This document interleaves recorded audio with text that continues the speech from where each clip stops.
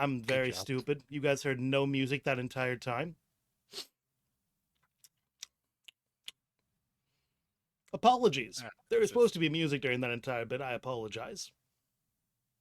Hello, Siblet.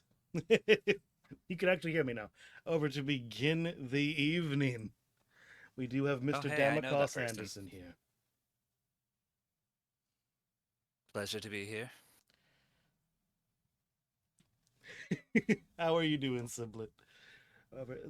You know, Mr. Anderson, there's going to be a lot of questions from me today about what happened last week on Wednesday. It's almost a full week ago people have As had to expected. stew on what you did. Like, Yeah, well, it's been a while coming, so a while week is nothing. a while coming, Damakos. Why, if it was a long time coming, why attack Gab now? I put my career, which we all know is very, very important to not only me, but my family, on hold for 4 long months. Spent 4 months wrecking my body, fighting Bram and his disciples, backstage, in the ring, in parking lots, to keep Gab's family safe and his company safe. And how is that repaid? Not only am I left to be drafted by Bram, the tyrant himself that we spent so long trying to get out of power, I'm left to watch someone like Roxanne's brother, Lucius, be left while Gab is busy drafting people like the Duke and Duchess who didn't give enough of a shit about him to lift a finger to help the company. And if I remember correctly, they were rather excited that Bram was the one in charge. But these are the people that Gab wants to surround himself with. So, Gab turned his back on me, figuratively. And on Wednesday, when he turned it on me, literally, I couldn't resist. You say you put your career on hold. If this is about the time spent trying to defend him, what are you trying to gain in ACW? I didn't do it to gain anything, Timothy. I did it to send a message. I've been disrespected time and time again, and this time disrespected by someone I thought was family. I'm done dealing with the disrespect. I don't care who or what you are. If you disrespect me, I'm going to make you pay for it. Now, you know I have another question coming because whether or not it's been admitted, there is history between you two. Was Lucius in on the plan when he walked away, or was that just happenstance? Happenstance, my friend. Lucius walking away just happened to open the door and give me the opportunity I wanted. Now, with all of your bridges burnt in ACW, what's your next plan? What's the next step for Damakos Anderson? Simple. It's the same thing that I've been doing, Harold.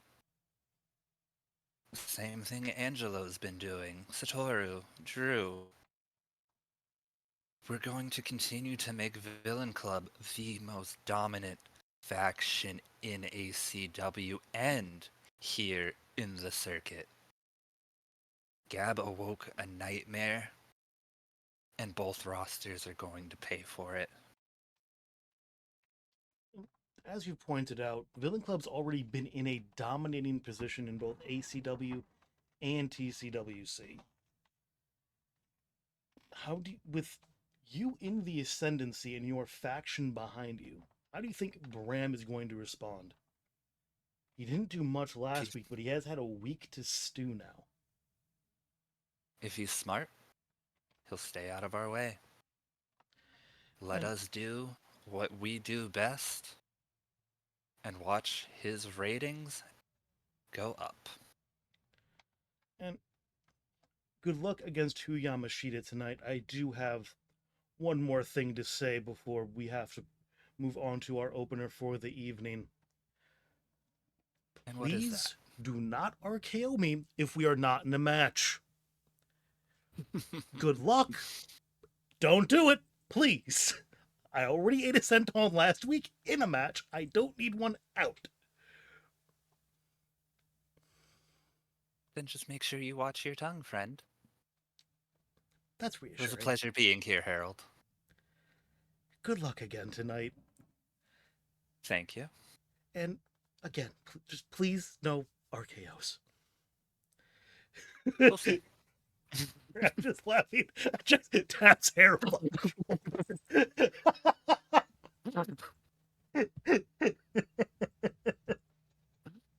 I knew as soon as you said that one that was gonna crack me.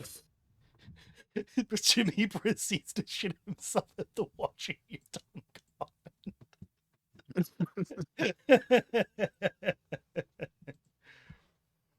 Thank you, Toadstool. Damikos did nothing wrong.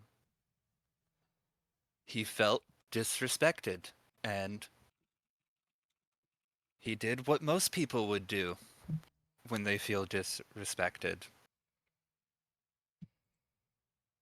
Hi, everybody. I'm Alistair Galloway. Welcome in, Mr. Galloway. Sorry about yesterday's intriguing situation involving microphones. It is fine. Technology is a wonderful thing sometimes. Yeah, wonderful is a word for it. I'm trying to be nice. We don't have to point out the fact that there was just something incorrect. It's fine. It's fine. You're kind of my boss. I don't feel like pointing out things that you did wrong. I feel like that's a bad career move. Buddy, I brought you some ice. Jackson! Jackson! Jackson! I will get back in that ring. I'll do it. Hopefully it goes better for you than last time. Don't get your hopes too high. They're never high. It's fine. They're never high, you say. All right. That's good to know. That wasn't just towards you, that was towards everybody. Have you seen the state of our world currently, sir? Remember what happened last time that bucket was handed to you? Jackson!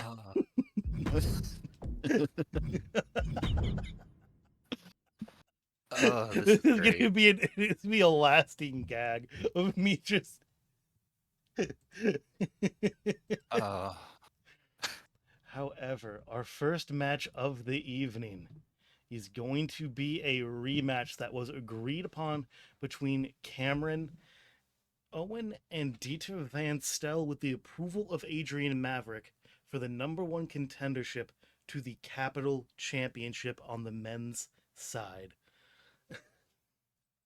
I am very excited about this match.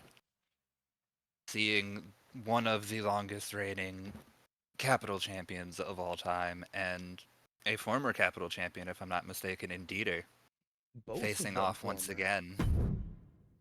When last week's match was a barn burner until the ending, unfortunately. They put on a damn good show, and for it to end in such a way is very, very disappointing for everyone. But hopefully here tonight, it'll going to be a more consistent decision, and hopefully there will be no situation that encourages Xavier tonight to act like Levi last night. We can only hope.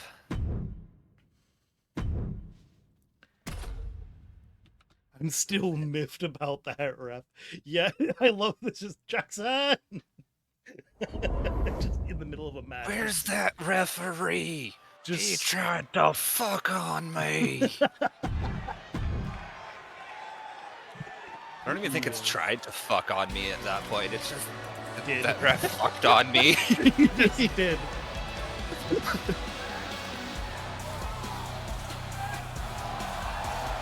the participants, first from Vienna, Austria, weighing in at 242 pounds. You also have to wonder if Dieter Van Stel is a little distracted at the actions of two of his former allies. I really do have to wonder if he has his eyes on what Pierre, Godwin, and Raymond are doing. I was trying to play a game with my friend. He was a whole game. And he told me to do something, and I did it, and we were buddies. That was someone not telling you that you're in a horror game is absolutely diabolical. That is something I would 100% do, though. Hi, Gwen. Mr. I love how Galloway, excited Gwen Mr. gets. Galloway, you are going to turn things into horror games. Probably. I'm very good at that.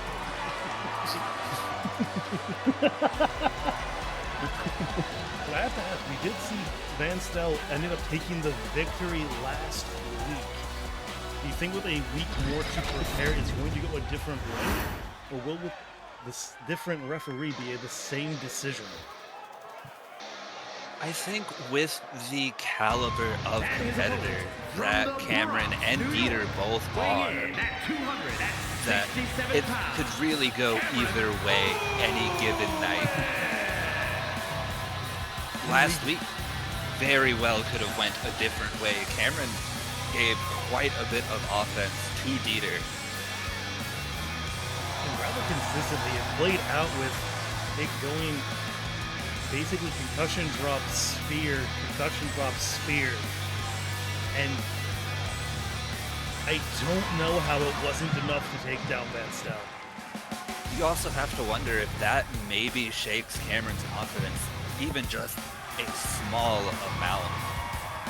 He hit Dieter repeatedly with his test shots, and Dieter would not stay down. Wellness check on Jimmy. Maybe have him come into work one day just so we know he's alive. I'm worried Wolverine killed him. Have we heard from Jimmy? We heard from Jimmy right after the evening. However, since then the answer is no. So we can see if it can be arranged. Over off to some chain wrestling immediately. Refereeing this match is going to be Xavier Knight. Cameron flexing his power early, just shoving Van Stel. Van Stel actually got control of that exchange. Knight forced to go in and break things up in the corner, and Cameron was trying to go and play with the ropes, and things did not go well, and he's been caught straight in another hold by Van Stel. Van Stel seems content with focusing on grappling the stronger man and showing off his own power. That was a nice little takedown. There's something early on, but quickly countered by Cameron. Ooh, series of counters back, picking up right where we left off last week. Fearing for love. Hey, Moon. 2 count early. That sound works. Nice dragon screw. You could hear the crowd Cameron. attempting to cheer through the void of death.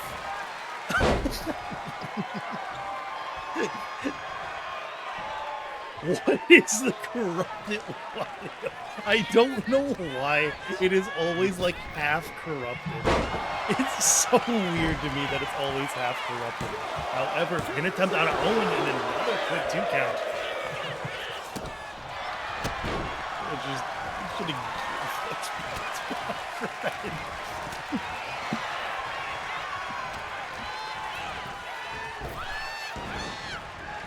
Another solid contest between these two. Peter went for a clothesline, and Cameron ends up with the DDT, dropping him. For the pin now, Knight. One, Knight. two. No, not even a 2. Ooh, nice stomp to the arm. Neutralize some of that power Dieter has. For a bit of a camel clutch there, but a very quick rope break by Dieter. Cameron not letting up for the moment. He's got him up. Not looking for the concussion drop just yet, though. But he is dropping him. Face first into the turnbuckle. He got a remote in front, but he wants to perfect blitz. Looking for their pin. Only again going to be that 2 count. You have to wonder, Cameron has shown a tendency of being frustratable. So do these 2 counts start getting to him after a while? It could, but currently Van Stel in a bad place. Nice DDT found by Owen. And Owen to the top. Nice splash. Is it going Into to the be pin. enough, though? Still just a 2 count.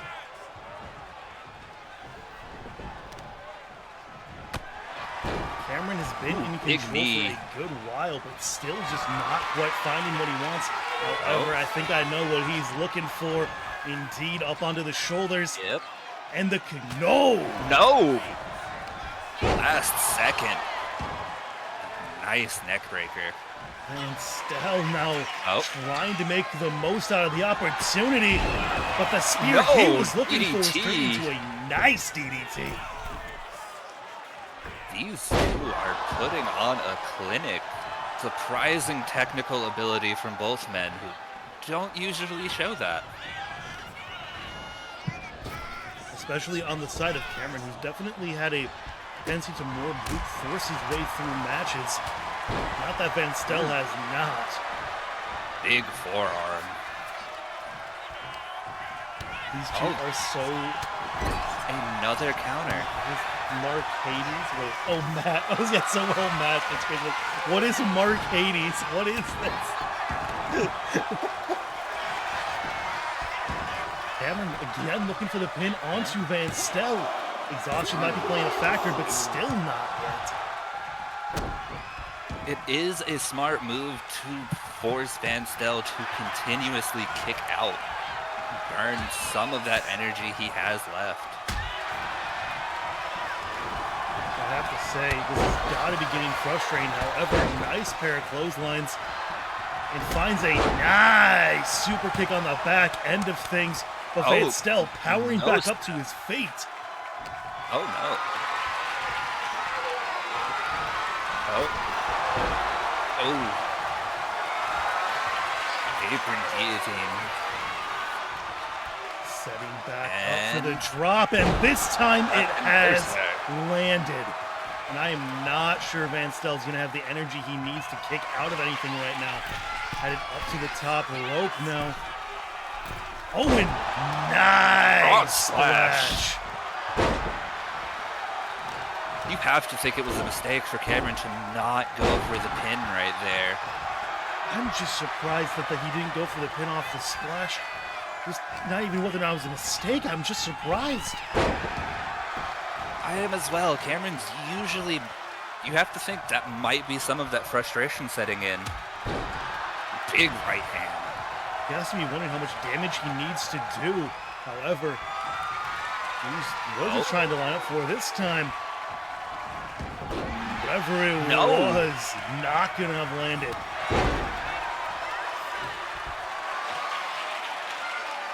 Cameron may want to prolong this just to prove a point. He might be trying to do it to prove a point, but it is a dangerous game to do so. But there is a nice Backbreaker. There's 1, two. 2.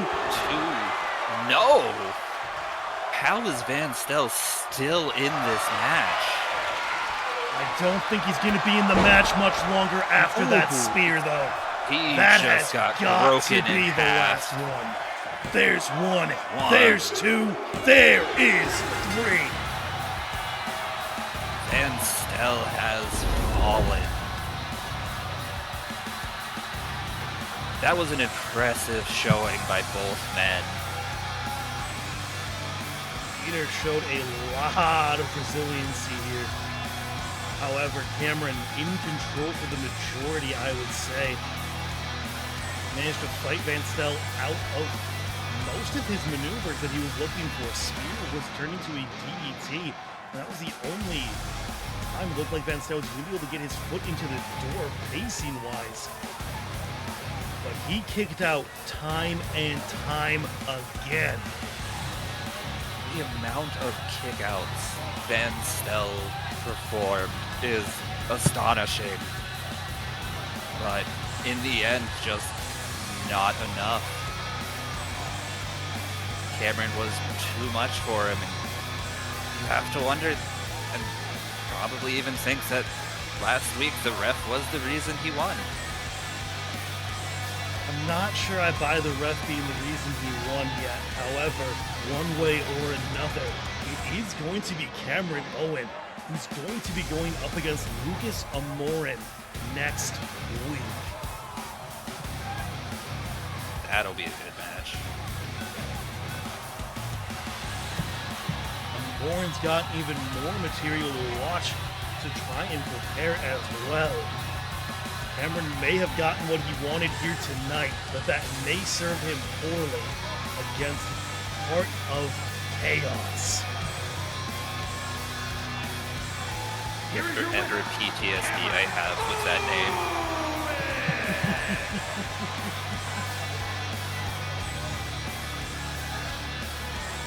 Cameron has to be very pleased with himself after that performance. Domination towards the end of things. Concussion drop was found, spear landed, as well as the paycheck, as Blitz noted it's called in the Indies. Very solid Not a- performances. Not a single ref fuckage in sight Yet. They come later. yet. It saves itself for the main event. Every time, it seems. If If Levi that ref if he had used the fucks the finisher main last event night, I tonight. would have laughed. Sorry. What about if the ref messes up the main event? If the ref messes up the main event, depending on which way it goes, there's going to be a likely very angry Prince. Potentially. Potentially. I'd be more surprised if there was not an angry Prince. However, next match up, we do have Jackson Prince, who defeated me last week, going up against the one and only Arthur Graham. Two Because very what's up and Tater coming Tot superstars. Jackson is seeing the limbo again arriving to the arena. Yo, Braxton, looking swaggy, all right? Time to focus up tonight. We gotta lock in. You filming? Jackson arrives and steps out of the limo. All right, Gramsci. It's you and me tonight. I don't want to admit this, but I have a bucket that I can hand your ass in once I potentially win. Jackson's walking towards the door. Braxton, camera's up here, bud. I got my shades and my oar, and I'm not going down without a fight. Now, I hope you bring your own, unlike Harold. Anywho, Jackson walks into the employee entrance. Guess what, TCWC? I'm here, and I'm not stopping this train so you can guess what I'm about to say. Grounds up! Jackson walks in and hangs the sign again. As long as they are pocket tots, what is this, Napoleon Dynamite? No! No! Look, I had to make the reference. Okay, shut up. No! No, you can't do this! I can do what I want. You invited me here. I can do what I want. Fair enough. Fair enough. You knew what you signed up for when you did this, sir. I did know what I signed up for. I knew exactly what was coming. I made them homemade. That has not answered the major question here. Were they in your pocket or were they not? Like, I am down for tater tots, but like, I don't want them if they were in your pocket, man. That's just weird. I am surprised Arthur Graham did not have anything to say. He is not usually a quiet man. He has been thus far here in TCWC. Would Pocket be better than Bucket? No, I will take... Okay, correction. It depends on where this bucket's been. This depends on where this bucket has been. Just a washed out bucket? I'm taking the Bucket Tots. Yeah. But it is wrestling, and buckets usually aren't good in wrestling. Flashback to the Godwins. Not Edward. Sorry, that got me for some reason. Flashback to the Godwins, not Edward. Tin Pan, it's a salad. No, I'm sorry, Miss Tanner. Just get in the ring, please. That was supposed to be on commercial break. We came back too early. And the participants, first from Las Vegas, Oh God, a throw-in weighing again. in at 215 pounds. Just get that fabric shake, though. Jackson. Impressive. Nobody can see. You tell me nobody can see? I might just like straight up have to fight the bullet and put all of my sound bites on something else because the sound is still broken. Oh no. However, Jackson Prince picked up a very big win against me last week. And I'll be honest, my ribs still hurt. Why I'm not booked. Courtesy Daydream Maverick. Or can you feel it? Can we though? Oh, the soundbite being broken is going to be great for the next match. And his opponent from Phoenix, Arizona, weighing in at Arthur Graham, 228 the reigning ACW Northern Champion. Graham is very, very decorated over in Dabsner's ACW.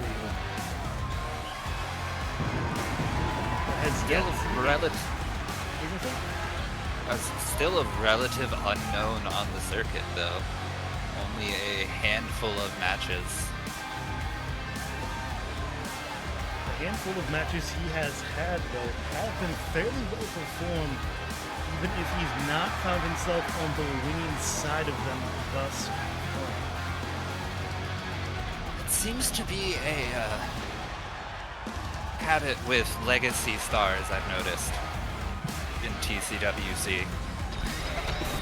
They're very good in the ring, but wins just end up not going their way. So they can put on a damn good show, but just not quite enough.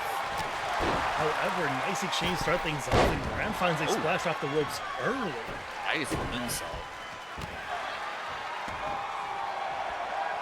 I have to ask, who do you favor to win this match? I think I'm gonna have to go with Arthur Graham.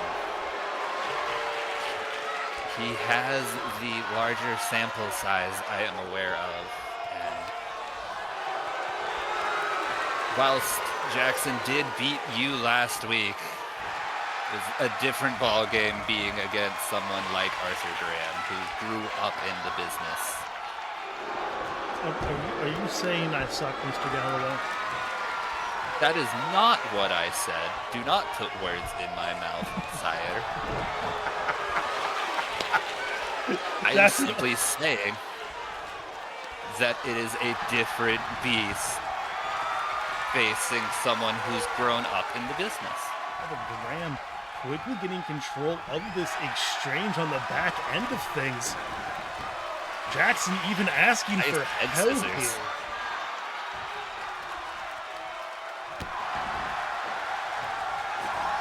However, now looking for a pin on the back end of that chain exchange, but a very fast kick out.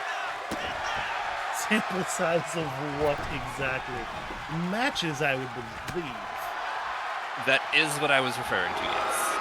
Careful, Mr. Analyst. Damikos might be right behind you. Noted. I would rather not be RKO'd. I'm not an in-ring competitor. He won't do it to me, so if he's around, you're the only target. Right? Right? Oh, Galloway. If that helps you sleep at night. If that helps you sleep. Oh, Jesus. Excuse me. Ooh, Nice. super kick. Though. However, still not looking for the pin, and now actually getting him wrapped up into a little bit of a figure 8 or figure 4. It was a reverse figure 4, more well known as a lucky 13. Nice neck Very breaker. nice little neck breaker, and now he's calling for that man to rise up. Ooh. Finally, Big miss. Jackson finds a counter, but he still does not act with it. Prince looking a little bit out of sorts up against Graham when it comes to actually getting onto the offensive. However, trying to prove me wrong now. All I had to do was speak against him, and now he's finding some solid offense. Commentator's curse. He's going to take this enough with Damikos around. Smart move. We're up to a 4, and Jackson set up across the top rope, resetting the clothesline. count. Big punches. With this being Prince's second match here in TCWC, he has a lot to show up against Arthur. He does, and Arthur Graham is bleeding now, it looks like. There is a lot of blood across his face, and it looks like Jackson's head outside the ring, but cannot find him. Overzealous. Oh, Graham went for something, but meets a clothesline instead. And Jackson's actually having a very big resurgence here in the latter portion of this match. Nice cutter found there. And throwing Graham into the ring, see if he goes for the pin, and he does. Into the pin. Tanner quickly onto the pin attempt. 2. No, Graham with the shoulder up.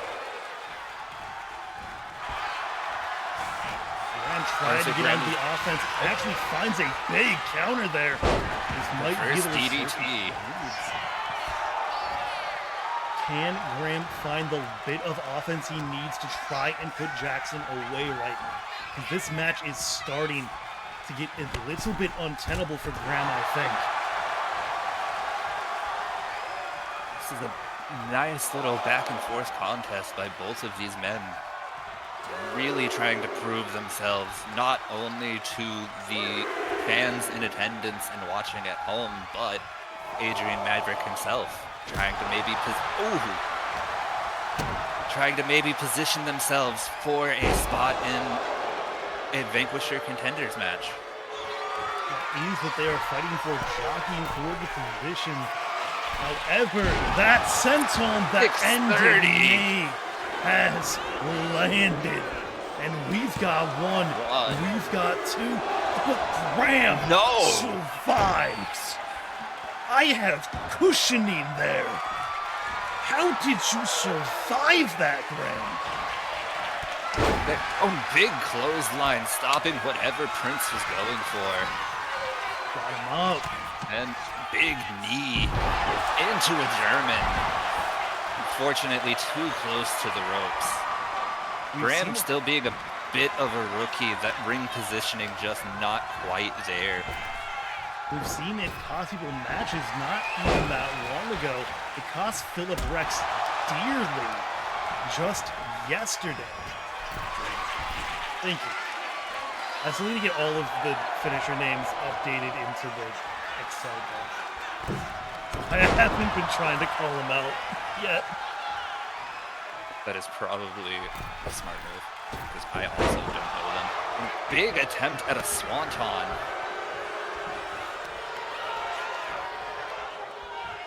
Can Prince find the last bits of offense he needs to keep snapping that down? arm?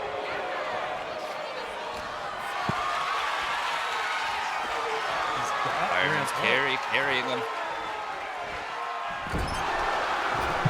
Big drop onto that open cut. Big knee. Letting that noise through. Big neck breaker. However, I think that might have been the Superstars code, if I remember the name of that one correctly. And looking for the pin off of it. The pit. There's one, there's two, and there it is. That one is enough.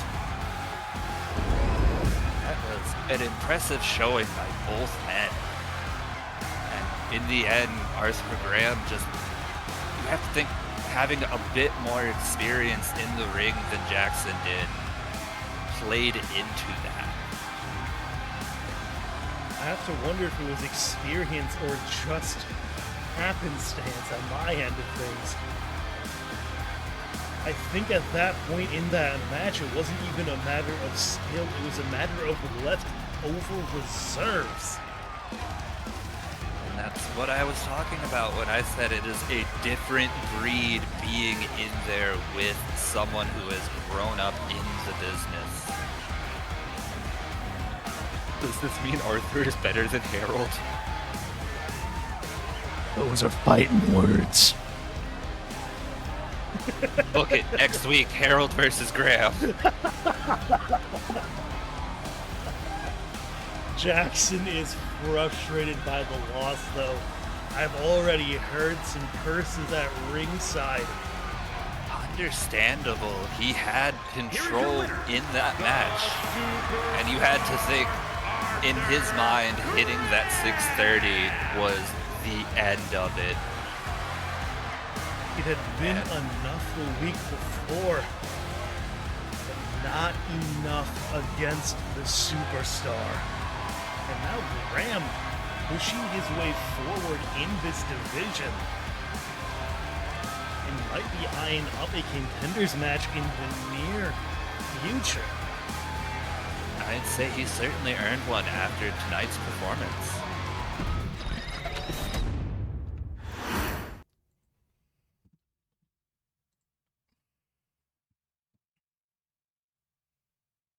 Oh my.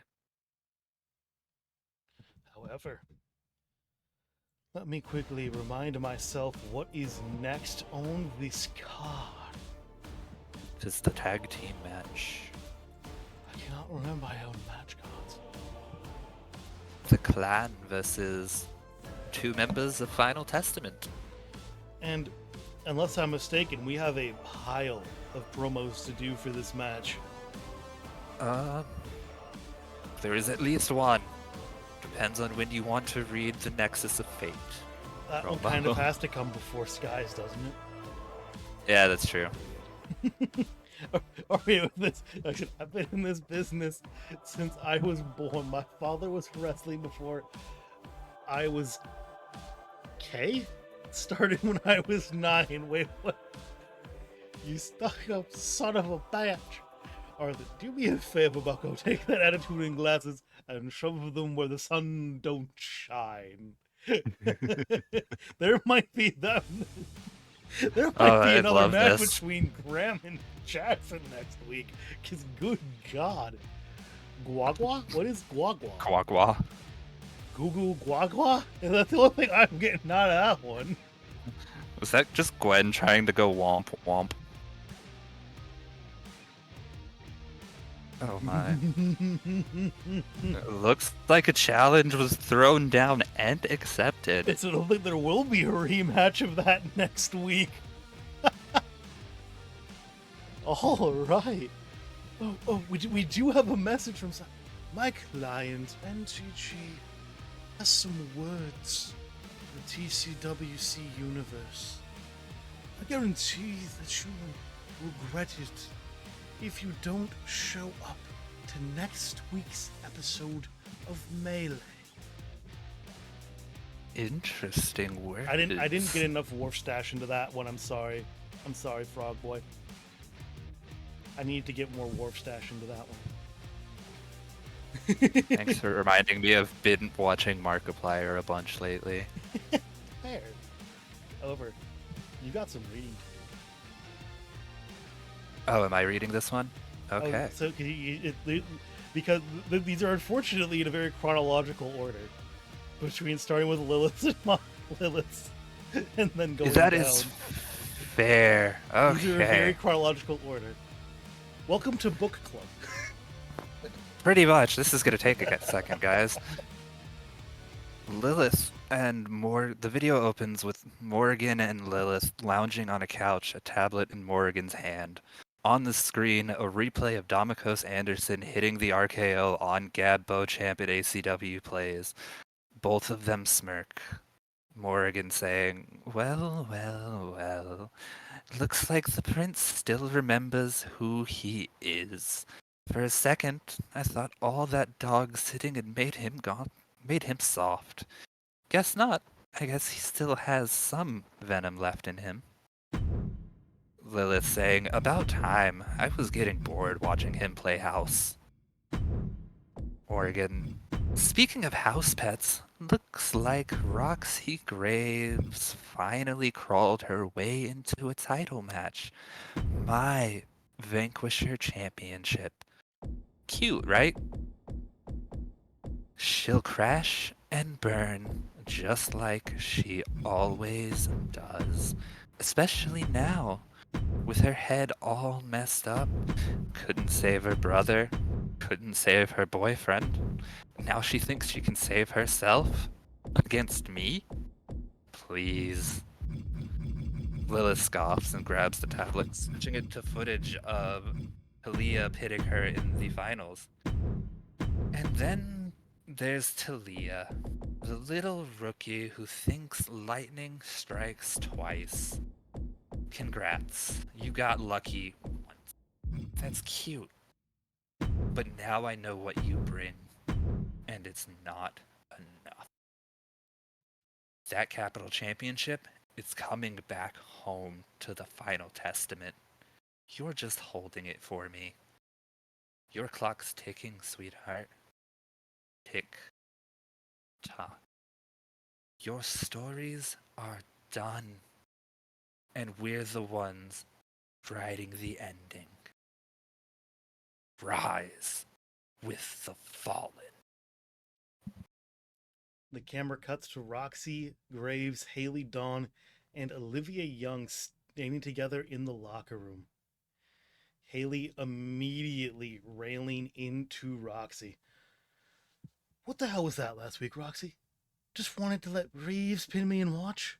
Roxy looks down. I didn't want it to come down to you and me, Haley.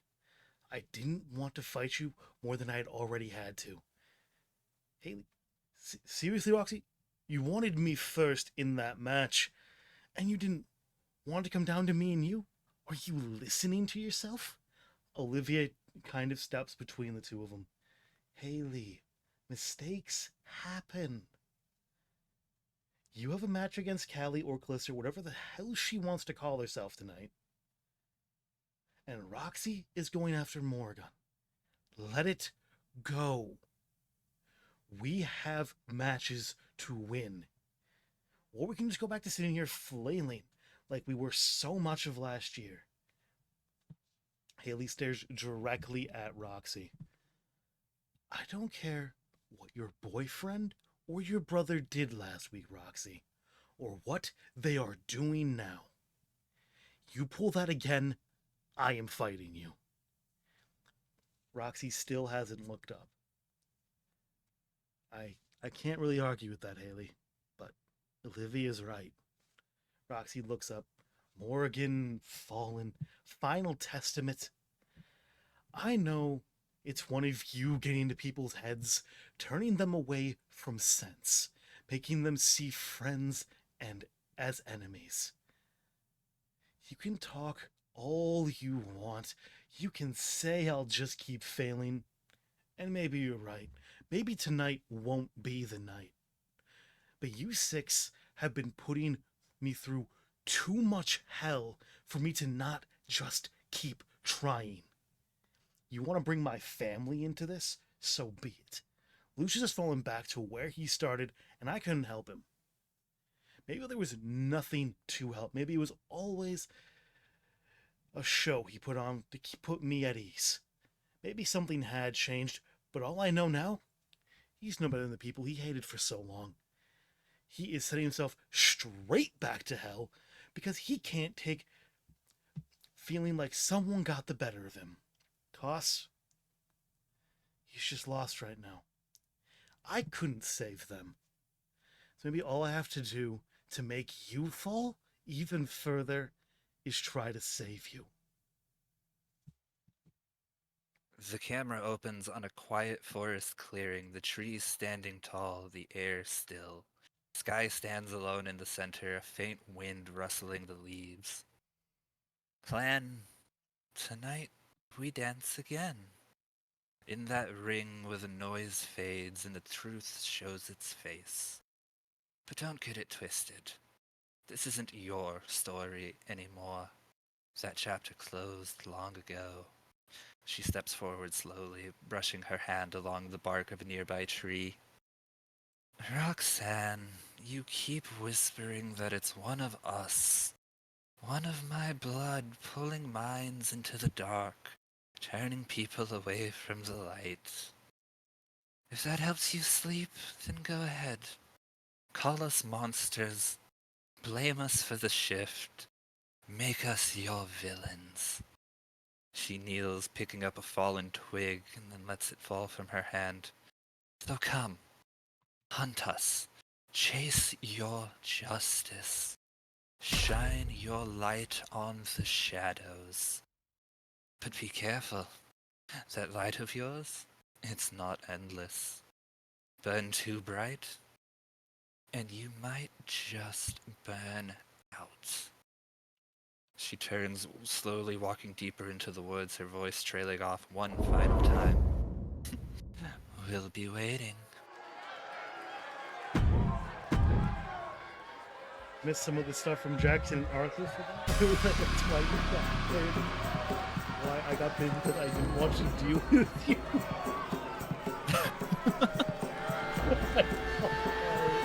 But I still got more screen time than that haircut did. Womp, womp, womp. I have 2 of its guaranteed. And the participants, first, at a combined weight of 475 pounds, Nathan Toru and Yuri Kushida, the club.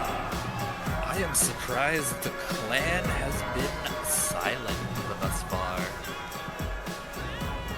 Given how things have turned out for them recently. I'm honestly a little bit surprised they have been quiet as well, but I think they might be recalibrating a little bit, planning in the background. And well, I'm a little bit surprised still that Satoru's had nothing to say. He's usually not one at a loss for words. And maybe that might be why his father's keeping him out of the camp. The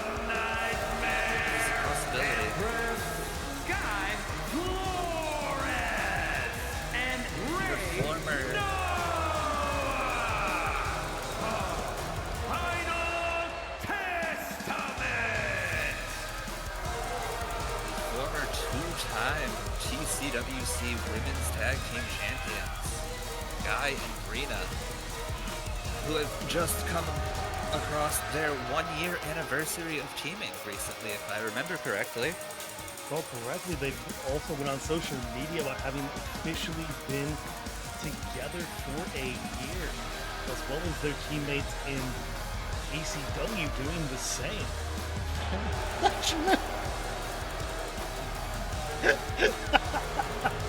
Damn it, Gwen.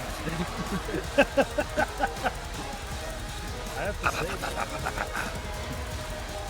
the clan has already been defeated once by the final test. And you know that has to sting for the clan members. And honestly, I wouldn't be completely shocked to learn that is why they did not speak here. However, off to a fast start up against Nathan Satoru in the ring is Rena. Big counter into a bit of a spear. Bam, bam, bam, bam, bam. I love how much we go in between character. We do. We go very in between being in character and not in character. Big T-bone suplex by... I don't remember. That is Nathan Satoru. I'm really bad at remembering names. It also doesn't help that you have your own Satoru. It does not. It gets very confusing after a while. Especially when I talk about them. I may or may not specifically avoid having the clan ever played Villain Club. Big toss into a pin. One. Nope. Quick kick out by Rena. Rolls out of the ring trying to catch her breath. Kushida goes up to the top and finds a nice pair of axe handles. Ooh. Makes the mistake of going after Sky. Gets rocked in the face for it. Rory's still confident. Still sitting directly in front of Flores. That's kind of And found it by pays Sky. yet again. And Rena stepping back just in time to try and make the most of it and got him rolled up. Pin.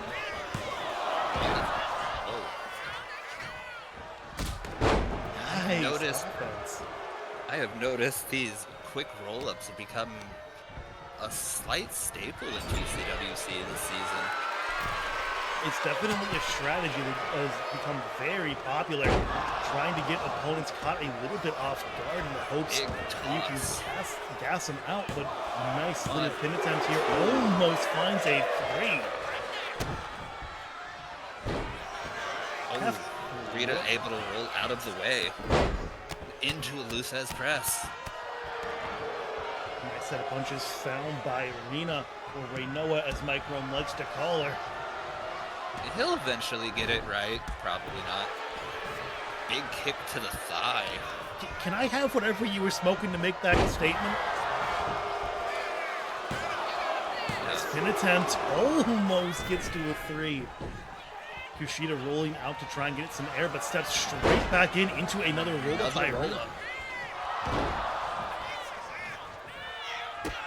All right, a little slow to get to that pinfall, but either way, I'm not sure if we made it to a 1. Discus clothesline.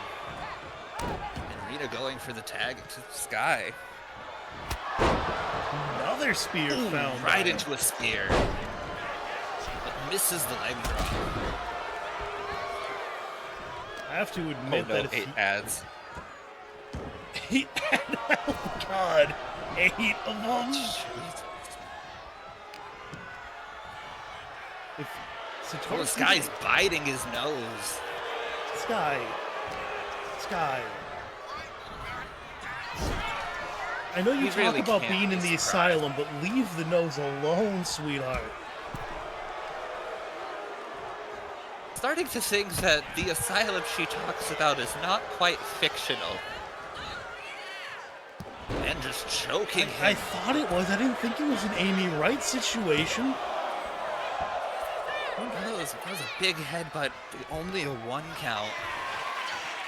Sky climbing to the top, but Satoru tagging out. Dino the Clan panically bringing his adoptive father back into the ring. But there's a nice power slam found by Ori. Sky able to reverse. I love hearing the crowd in the background just going, nice. I love how reactive the crowd is in a lot of the matches. Same. More and more Big reactive. stomp to the gut. However, Going now we're into into the the pin. pin attempts. We've got one. Only no. gonna be that one. He had to know, after everything Sky has shown us, that would not be near enough. I think he might be hoping that his little bit of a weight advantage, as he is not a light man, can help him find a pin a little bit quicker, if I have to be honest. He does have quite a bit of the advantage over Sky in that department. Sky with the knee drop rolling him over. Into a super kick. Nice. What a roll up. What? One. No, only a one. I have to wonder if he just found his arm flying that way and went, might as well try and do something if I'm going to be out of it anyway. It's a possibility. Oh, and a double team. Off the ropes goes Flores, and nice little backdrop. I must have crossed only one last time for a good while. Have a good night. Have a wonderful night, Toadstool. I think her feet almost touched the roof on that backdrop. If she actually did hit the roof, she might disrupt some people practicing, but nice torpedo monster. Big headbutt. Into... Oh, the insult to injury. She stopped using that move for a short time, but now she's adding a new version. And Kushida almost didn't actually try to even save Satori. That almost went very poorly for the clan. And this match is trending in a bad direction for them. We need to start finding some more serious counters, or this is going to very, very quickly Nice set of turn kicks into by Rina. another almost uncontested win for Final Testament. However, after that nice kick, that was a very nice Uranagi Big found nice. by Nathan Satori. Ooh, nice little tope. Into a pin. And he got his feet on the rope. Though.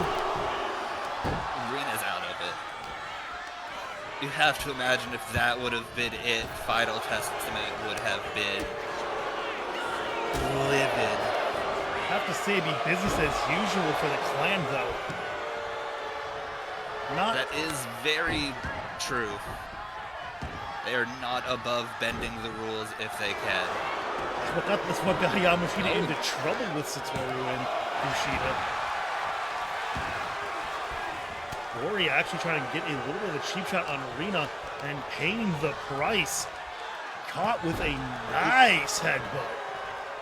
Ignoring Sky is a terrible mistake, and into the Black Widow's kiss. Kiss not gonna quite be enough, though.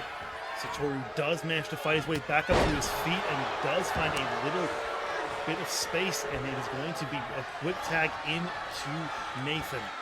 Off the ropes goes Sky, but only for a brief moment. That's on the Irish whip set up in the corner of Havoc. You have to think that both members of the clan are running on adrenaline at this point. They have taken a lot of damage. As you Big say that, though, tornado kick. calling Carp left. Is it going to be enough to take Sky down? No. It was close, though, and Rina did not It take was. the chance. And now being set up for the coronation. Is this over? One. No. Sky out again at 2. You have to imagine that is frustrating. It's not the first time a very similar situation is played out in that department, though. And now Rina taken out off of the apron by Satoru. However, the Daimyo looking a little confused on how he wants to continue. However, Sky, happy to run back out for a moment, evades that maneuver, and now whips him down for a nice dropkick.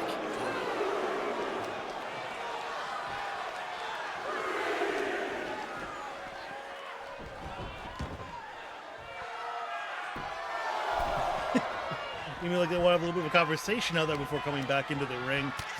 However, Satoru back on the offense for a moment, but only a brief one. Oh, fights out of it quickly. Sky finding a reversal on the Irish whip, though, and now heading over to the corner of the Clan. Big elbow out of Satoru. Flores actually turning into a roll-up. We've got one, we've got two, and no, reversal at the last moment. 1, 2, That is it! Oh! I have to think the little bit of a weight advantage played a factor in that pinfall. I have to think it played a part in it, but I have to also remember that Sky tried to be the one who created the situation. Almost got the 3 count herself. But one way or another, it is going to be the Clan coming out with the win. And that was a very nice back and forth.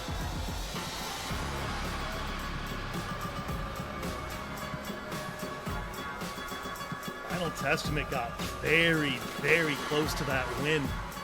Rory almost was unable to help Nathan. That could have been a 3 count at that moment. But we cannot remember that the Clan did this completely cleanly.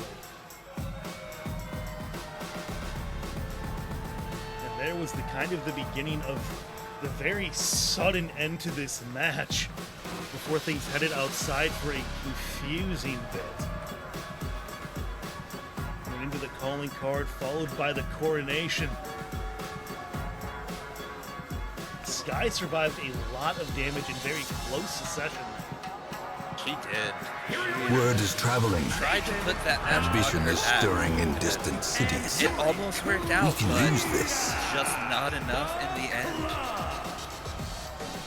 Thank you for the raid, Ishiro. Nice. More Resident Evil today? I will also be back in just a moment. Okay, problem.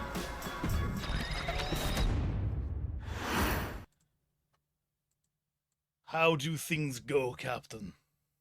How do things go? Yeah, Sally, the game kind of sucks. So I just want to make it like a touch on something from you mentioned yesterday, the controls from yesterday. Are the controls different from what they were last year, or are they just bad? Did they just make a change for no reason?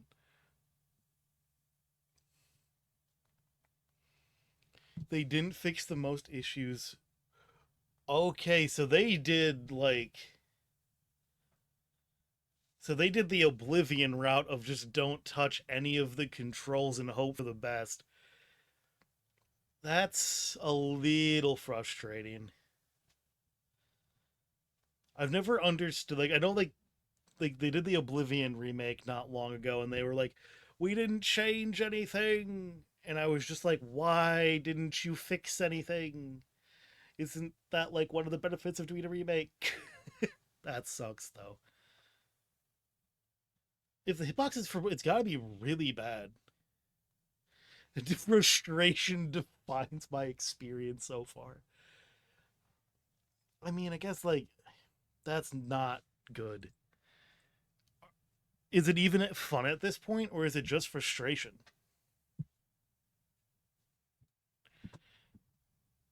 If it's fun frustration, not super, super bad, but if it's just frustration, that's bad. I'll finish because I want to finish, but I'll never go back to play this game. My holy emperor. They already have 2 remakes? Oh, God. Sometimes it's just not funny. That is fair. That sucks. That really sucks. Are you at least almost done with it so you won't have to keep playing? That's nuts, though. They've already done 2 different remakes and they just didn't improve this one. It's like playing versus Lictor Alpha in Doubt 2. Oh, God.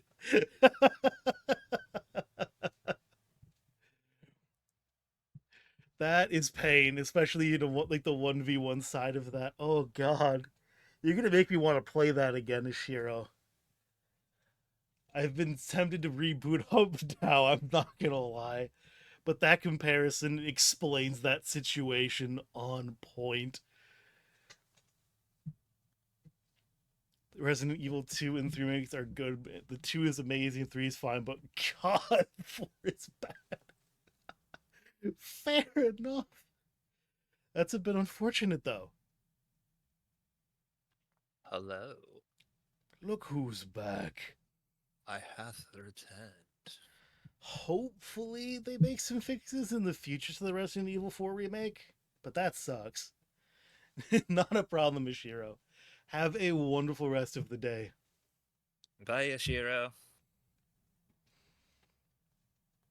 However, now that I am back to being focused, we do have to move on to the next match. As one does, yes. And there is It will be. There is some. Who let this man to the ring? Why is he dragging Xavier Knight here with him? God. Elijah is pacing in the ring, a bullied official already in the wing. Last week should have been mine, Fletcher. You don't get it. None of you do. You all think you have this all figured out. Like you have any control. Anything. But fine. Elijah snarls and looks towards the entrance ramp, pacing quickly, microphone held up to his lips. I spent a month hunting all of you down for what you did to me. Bennett, Dieter, Caleb. There's only one man left that I want. After I deal with him, there'll only be one more path for me to take. And that is one you've all tread. Lucius, I watched you walk away from a friend on Wednesday. I saw what you did to me. What Cena allowed to happen. What Hannah let happen. You did it again. You think you're righteous, Lucius?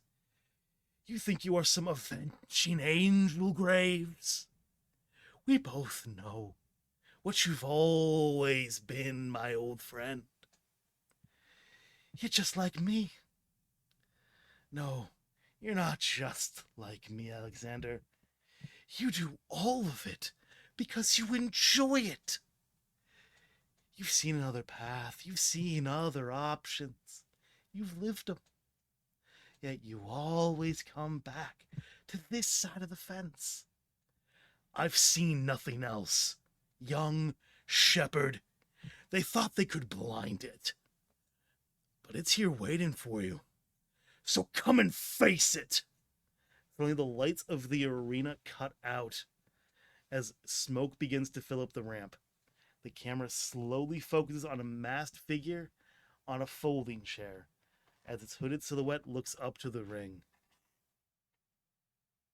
You asked for me. It appears our next match will indeed be a bit of a challenge between Elijah Fink and Lucius Graves. Be interesting to see how Lucius Graves is during this match. This is his first appearance since walking out on Gab Beauchamp on Wednesday night. I cannot imagine this is going to be a pretty sight to see. I cannot either. Lucius can try and tell me he's been mentally stable ever. But have you looked at him? Yeah, he's an interesting individual in his attitude at times. I'm just saying those eyes don't scream friendly neighborhood man to me. No, they do not, especially coupled with that smirk. He looks like he wants to take your soul. However, Elijah's already in the ring, so we're not going to watch Elijah's entrance, so that promo makes no sense. Does that make sense? But there's pain bringing it to light. And his opponent from St. Paul, Minnesota, weighing in at 215 pounds, Louis Graves!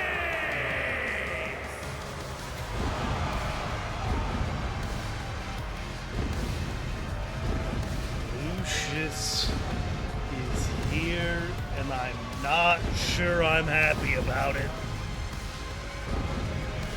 He looks somehow more menacing than he normally does.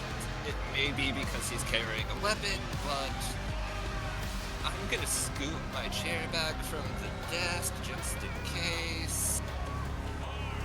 I used to feel a little bit safer when Lucius came to the ring.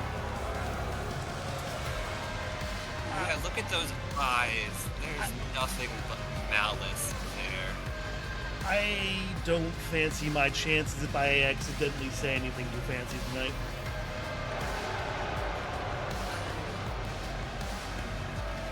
At least you turned the lights back on. That is a bonus. I feel a little less terrified, but not really. Don't look this way, please. Please just focus on the deranged former clown man. Deranged former clown man.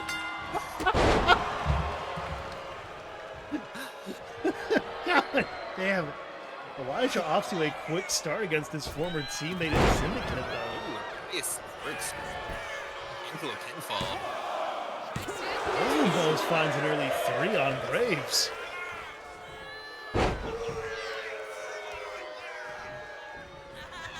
However, Lucius manages to find a bit of a takedown and now trying to get control of the match. Early pin attempt from him as well. Another early 2 count. Almost have to wonder if they're letting the count get to 2 just to conserve a little bit extra energy. It also might be a bit of a mental game between them. If you think your opponent's almost out of it, you might push a little bit too hard and leave yourself exposed. That is very true. Look at those mocking kicks not paying off. Pissed off and already angry Elijah, and it is Fink back in control, getting Lucius dragged back up, and big powerbomb. Those eyes give off pure evil. Like, look at that. Those black fog and the mask are just villainous.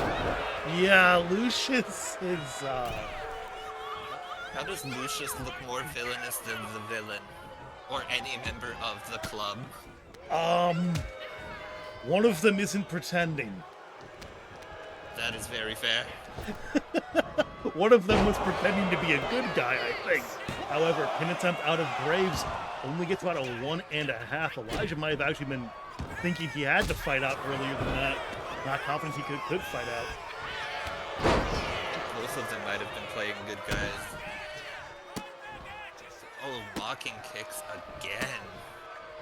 Elijah, though, not having the energy reserves left to fight back out. Just because Elijah's hairstyle is the same as Nitro's hairstyle for the entrance. Connections come out as just, potentially. I think that connection's a little bit hard to find, just because Elijah probably He's a not little all bit there. harder to talk to. Yeah, I don't think he's all there. He punches into a hit cross by Graves, though. over.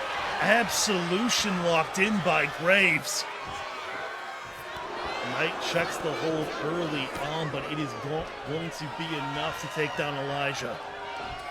And Fink, nice Samoan drop, looking for the pin. There's one. Lucius got some height on that. All I'm gonna say is, say what you want about Fink, but make sure you're out of earshot, because he is a powerful man, but the Wolfsbane only gets him a big right hook across the jaw, and now set up in the corner. I don't think this is gonna be good for him. Set up across the top. Big spiking DDT.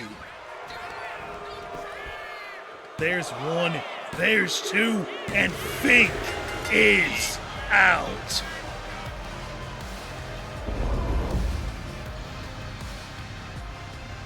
That was impressive by Lucius. Definitely a different side than he's shown as of late. Definitely matches the stories of Syndicate Lucius pre-broadcast. There is something a bit more going on in the eyes of Lucius right now. There was previously at least some gleam in them, and that was just soulless. Cold calculation brings Graves a big victory over Fink. Stare into the crowd. I feel bad. Here's your winner, Louis Graves.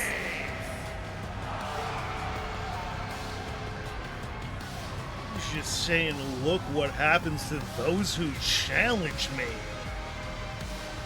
Dusting off his hands without a concern in his eyes. Nothing there behind those eyes. Nothing but humor. Disdain for any and everyone. I don't like that he was actually staring at us there when he put his fist up, though. It was very uncomfortable. I was a little scared, not Like- going to lie. It's nice that we're a little bit elevated, so we're not like can be stared at from ringside, but The fact that he took the time to find us and stare directly at us is a bit unsettling. I don't like it. I don't like it. I don't trust it. Excuse me as I send a text message to somebody to have my car packed and ready for when this show's over. I can't blame you. Unfortunately, I'm stuck here. Language Esports has practice. Very unfortunate for you. I do not envy you whatsoever, sir. At least you'll probably be nice to the crew of the sports team. It depends on who's on the sports team. Please don't bring that up. I I said match. I might get RKO'd while trying to coach someone because that is technically a match. It is a match. You did not specify a wrestling match, so God that damn it. is on you. Where's the assistant coach? I don't want to deal with that right now. I just don't want to. I just don't want to. Someone else can go eat that for me, and I'll give him some extra pay. I'm not. I can't say I fault you for that. Man, remember when he used to go by Alexander Graves? Feels so weird looking back. And Elijah called him Alexander. And you know that has to irritate Lucius.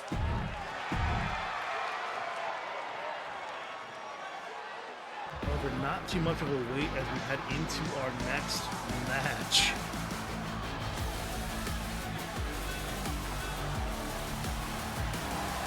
And participants, first representing the Nexus from Madison, Wisconsin, Haley Fox. A very upset Haley Dawn from what we saw backstage earlier tonight. I somewhat wonder if Dawn thinks that Roxy's title shot should be hers. As much as Dawn is used to sharing glory with Olivia, I wonder if she feels like different.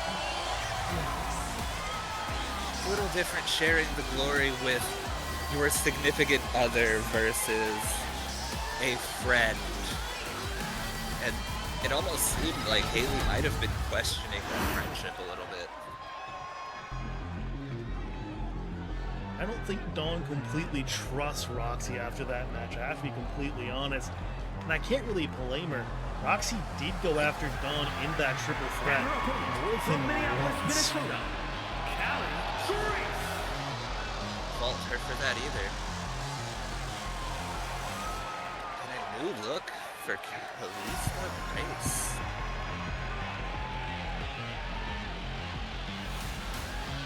Talk about someone who's lost it a bit.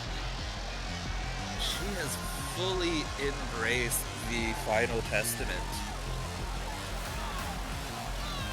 She's talking even less than she used to, and that concerns me more. Understandable. It is a very large 180 from what we in the circuit are used to from Callie Grace.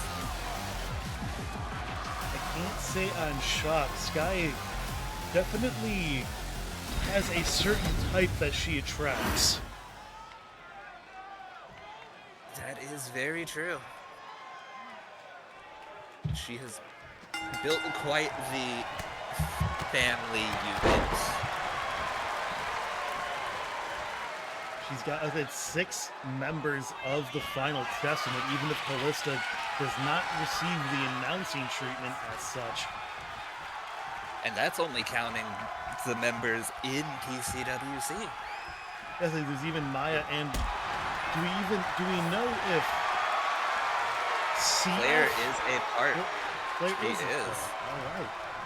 You knew a question was coming. I couldn't remember Claire's first name for a little bit there. That's fair. I sometimes forget it too. I'm bad at names. Haley showing off the power advantage she has over Callie Grace. But I would like to point out, in that very first exchange, Callista actually managed to overpower Dawn.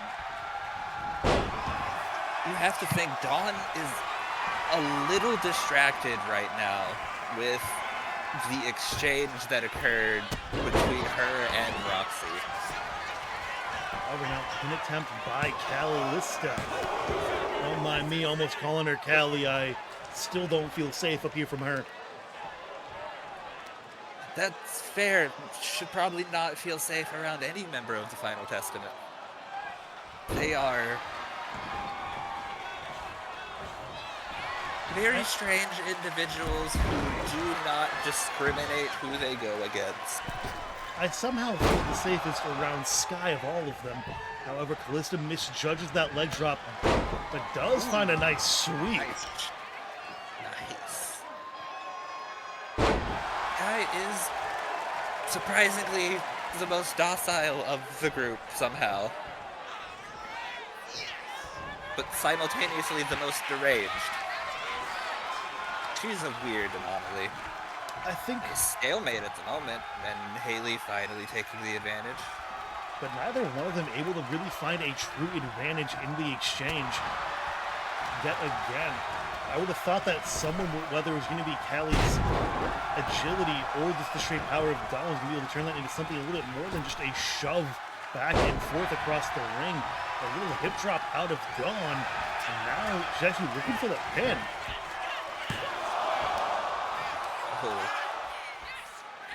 And you have to think, this matchup against Callista is a bit of a different feel for Haley. Seeing how long they were around each other. How many times High Voltage and Nexus have faced. Almost finding a 3 there, though. I have to wonder if there's a little bit more preparation from both of them. However, bit of a now a sleeper hold locked in locked in tight, but now grabbing and shoving her way out is Big Callista. elbows.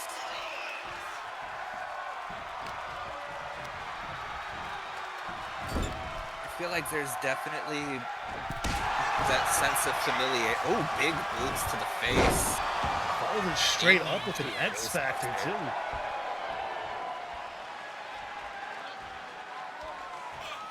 Reminiscent of Flyboy. Very reminiscent of the current #1 contender for the Vanquisher title. He's going to have quite the fight for him later on in the evening. And he is just tossing Callista by her leg, but big Insagiri. Callista not finding the splash, and now looking for the pin is Dawn.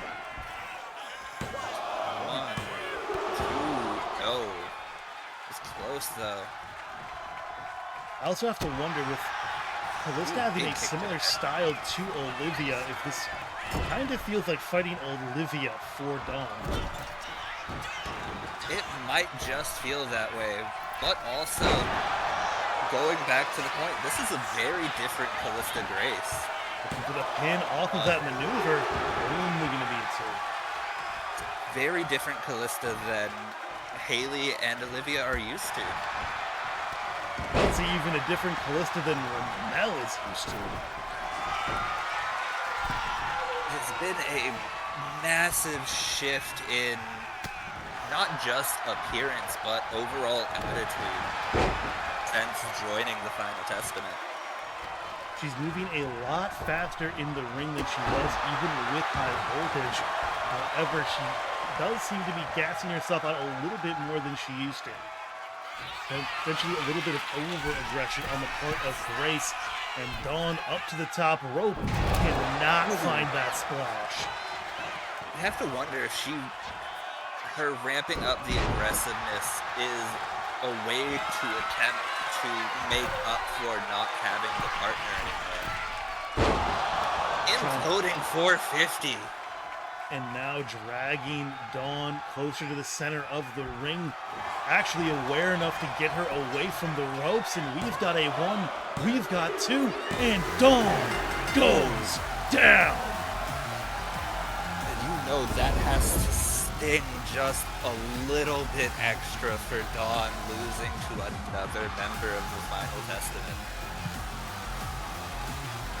She managed to outlast Cassidy last week, but Final Testament has been a big thorn in the sign of Nexus of Fate, even long before Roxy joined up with them.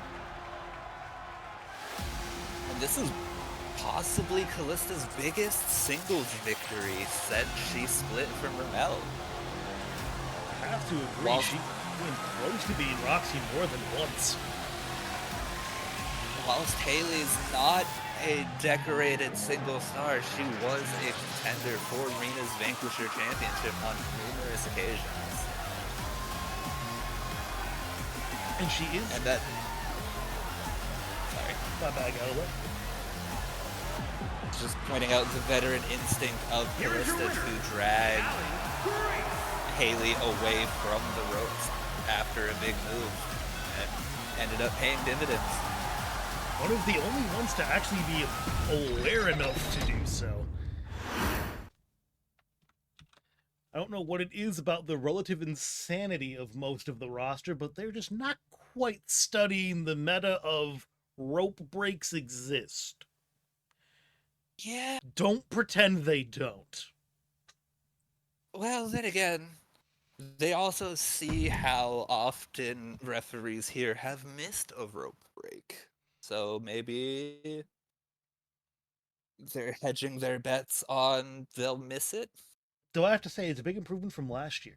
Many more rope breaks called than last year. Just a fairly bad example on the part of Natalie Elwright last week on one that was missed.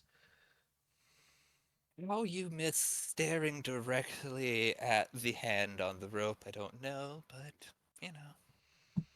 The hand is superfluous. Do you not know? They have always said that referees and eyesight, or good eyesight, do not go hand in hand, so... It is. I will still take it over the referees who think they can count a 3 count through an apron. Because how they have any idea when someone actually kicks out, I don't know. Telepathy, my friend. Telepathy. Are they Jedi? We don't know. Jedis don't usually reveal their secrets. I actually think the Jedi do reveal their secrets. It's the Sith that don't. That is a fair point. Maybe all the referees are Sith. All the referees are Sith. What is this conspiracy theory? It's something I am very good at, my friend. All of the referees are Sith. You heard it here first from Mr. Galloway. There's going to be some Force lightning in the near future. Just remember, you're sitting directly beside me, so... They'll assassinate you first. They'll still get you, though. But I won't be first. I don't care who's first or last. My point is, you will still get got. Fair enough. However, next up, we're going to be taking a trip over to the Vanquisher division. It's going to be Eric Elkins taking on a now returning for the first time in this season, Alex Nitro. I'm excited to see this. From Reykjavik, Iceland, Elkins weighing tried in to at strike out on his 267 own. pounds. Jesus Christ, Harold. How many people with that haircut do you have?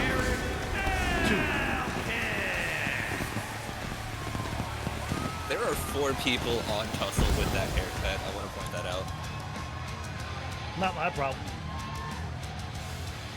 I mean, fair. I just wanted to point it out because it's fun.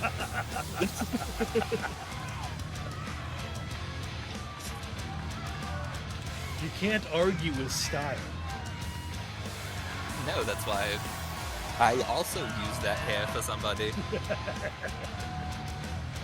However, Elkins is out to prove himself a bit more than he has in recent months.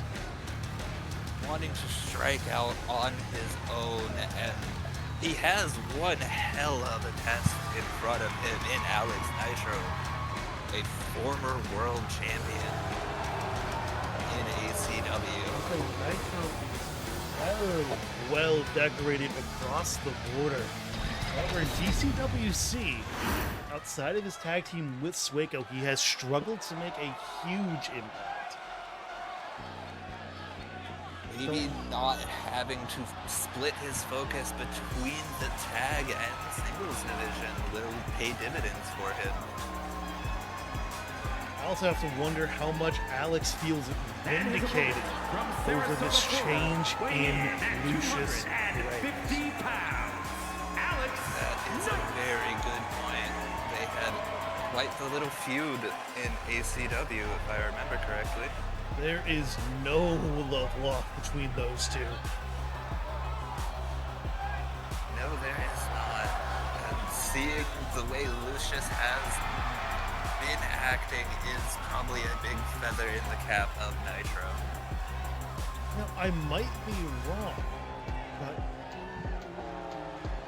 recently, Nitro did have a championship match in BPW, if I'm not mistaken. I believe so. Where is this match? Was it Slam? Don't remember what championship it was. So if you wish to correct me, Captain Pie, you are more than welcome to. It was the BPW World Championship match against Evil Yami and Mikey Moxley. Fighting for a very different championship opportunity here tonight. If you can push through, Elkins is going to be one step closer to the Vanquisher Championship, which, as a reminder for matches that are upcoming, will be defended in a underground style match. Very excited to see that play out. You are controlling somebody. I don't know how. saw these. It was all said calm, right? I'm pretty sure they did, but I don't know that. The hell. Nitro actually had to defeat Wilford Drake to earn that championship match in BPW on Saturday. Drake definitely a bit of a different beast here in recent weeks. However, nice little suplex, inverted suplex, almost a suplex cutter, as I like to call that one.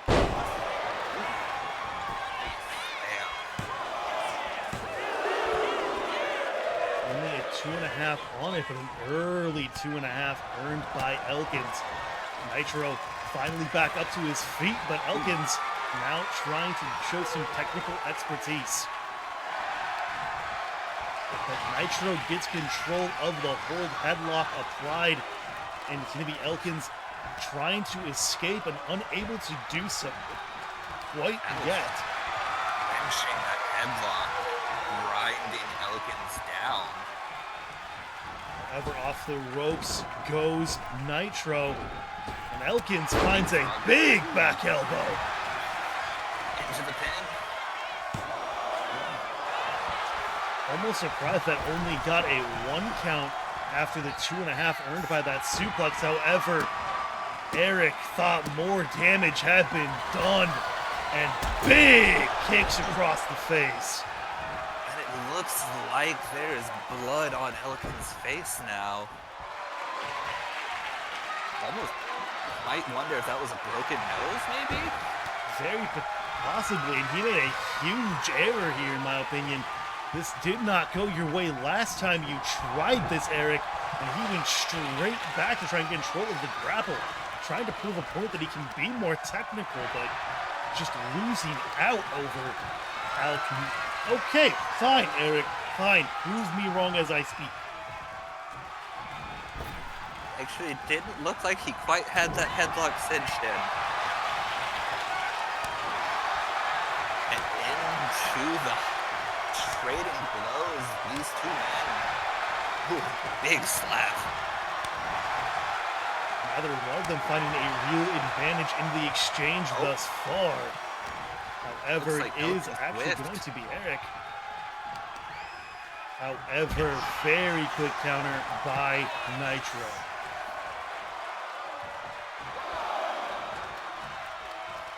I would say, as things have progressed, who I thought would win this match has very quickly shifted.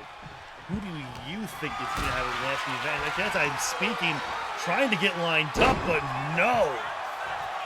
Honestly, I have to go with Nitro.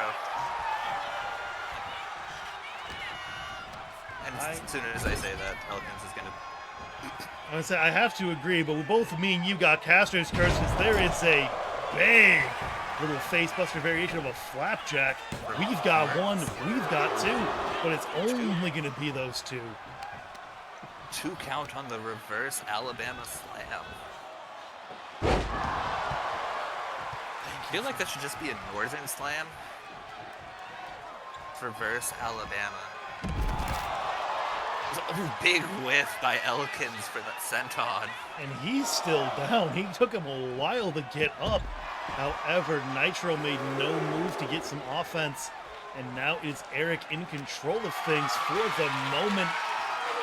Got him up and dropped across that apron. Ow. That is the hardest part of the ring from what I have heard. What we've heard many, many times. However, neither one of them really making a motion to get back into the ring at this point. You have to wonder if Elkins is still maybe trying to catch his breath after whiffing on that senton. Reverse sling blade. Was that a reverse sling blade, or was that a flatliner variation? I actually don't know. Nitro? Nitro. Nitro. Is...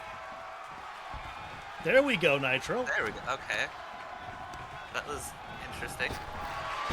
However, Golden for the Fury evaded.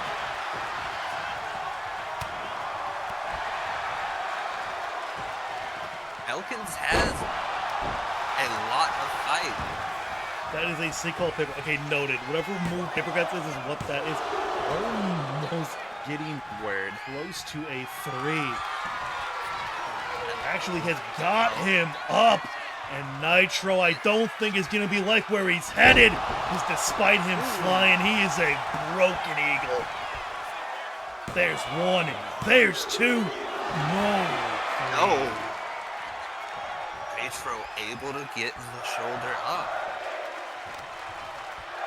And the crowd showing their appreciation for these two men.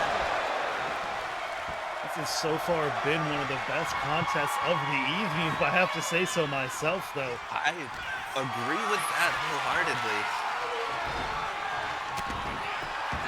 Nitro fighting back into a bit of control. Elkin trying to step back up on the ropes, but I'm not sure how much energy he has got left. Ooh. Enough to send Nitro over the top rope. But so far choosing to not follow him. He might be a little iffy after the last time he attempted to do that. And ended up knocking the wind out of himself. Second time's the charm, right? That's how that saying goes? Something like that, yeah. It's some numbers, the charm. Oh, Nitro looks like he's busted open now. Into a big splash by Elegance. He is desperately looking for that pin attempt and rope break call. Maybe Nitro's foot touched the rope on the rollover. Big leg drop, though. Maybe. I don't know. You hire questionable referees sometimes, my friend. Elkin's setting up. I like to hire local people. Going to the top. Nice flying chop. That time Nitro's foot was definitely on the rope. Yeah. Oh, and Nitro is bleeding as well. Both of these men have been through a war tonight. Off the ropes though, Nitro finding a nice resurgence. Splash was fine.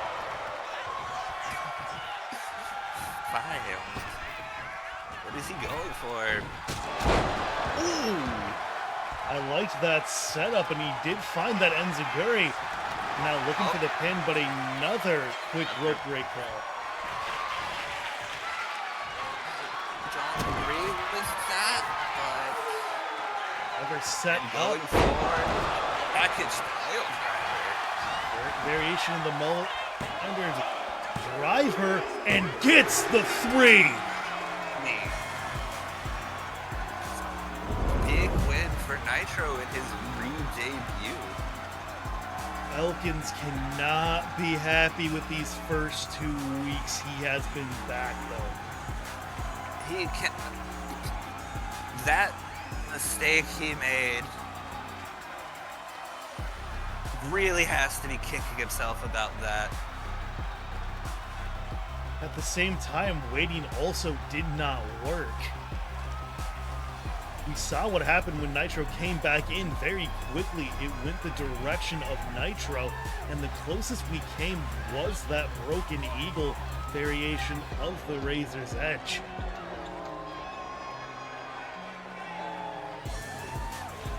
I mean, understandably, the Elkins would be frustrated about not being able to put Nitro away, but at the same time, his performance was nothing to bat an eye at. And here's the end. Oh, wait. I have to say, going back to the mistakes though on the rope break calls, I'd rather they were a little bit too ambitious with them than just fully miss someone grabbing the rope. So that is fair. Take what you can get. Here is your winner, Alex Knight. the Stinger setting up the Mullender driver. And Nitro walking away one step closer to a #1 contender spot at a championship. Now, the last time he got there, he gave up his spot in a rivalry with AJ Phoenix. I have to wonder if he's going to let that opportunity go a second time, or if he's going to hold on to that #1 contendership if he can contain it. It would be, in my opinion, a big mistake to let that opportunity go again. Did you what, Gwen? A Did you just see a ghost? ghost. Where's the ghost? Where's the Where's ghost? the ghost? Is it behind Harold? Is Is this it the ghost? whispering in This is his ear? Jimmy.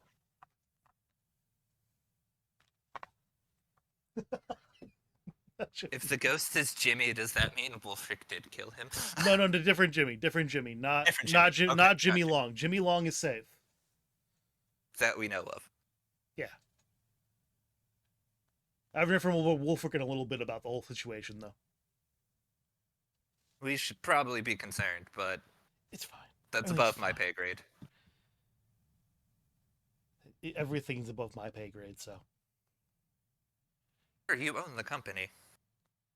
Yeah. That's why everything's above my pay grade. I don't make money off this other than what comes in. I'm not paid. Fair enough. You got me on that one. However, You got me on that one, you slick son of a bitch. Jiminy.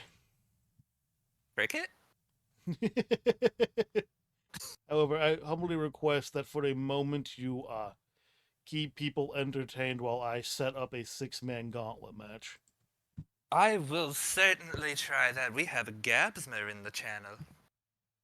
And a dog. Doge. I hate that I can't make Doge jokes as Dog. easily anymore.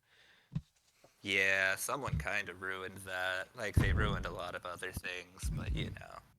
That's neither here nor there. So how's everyone doing in chat tonight? I have to remember they're on a delay hearing my voice. Sometimes they can hear your voice. It's like he's still alive. I hate that I've made this joke twice today. At least this time you made it in front of other people and not just me. With more context. Oh, I have a Gweshel for me. What is happening? Why, Gwen. That was difficult to say. Winkle Gwen. Oh, that was a lot of gla. Much appreciated, Gwen. Wait, crap, there's something I forgot to do. What did you forget? I forgot to make a bell.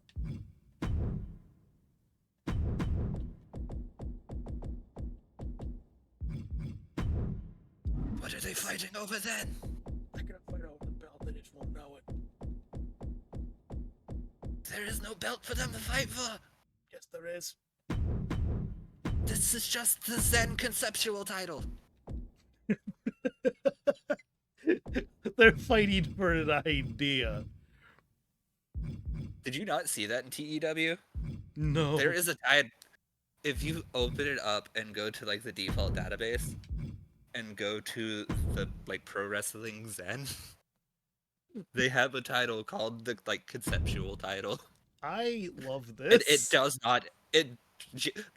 not exist. I love this. They genuinely just fight over nothing.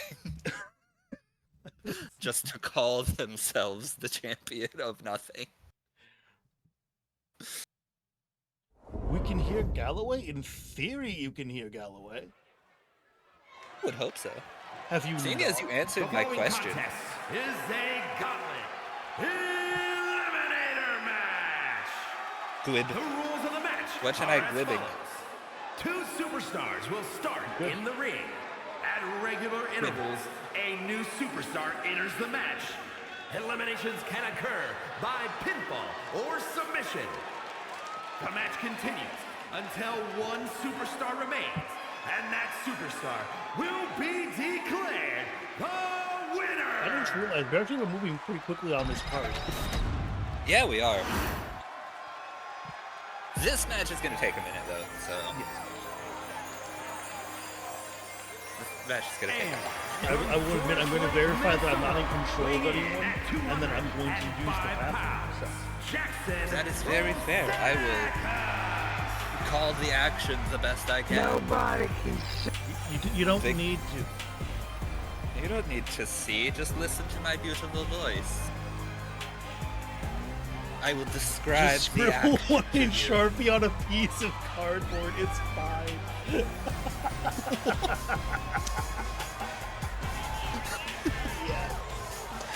Yes.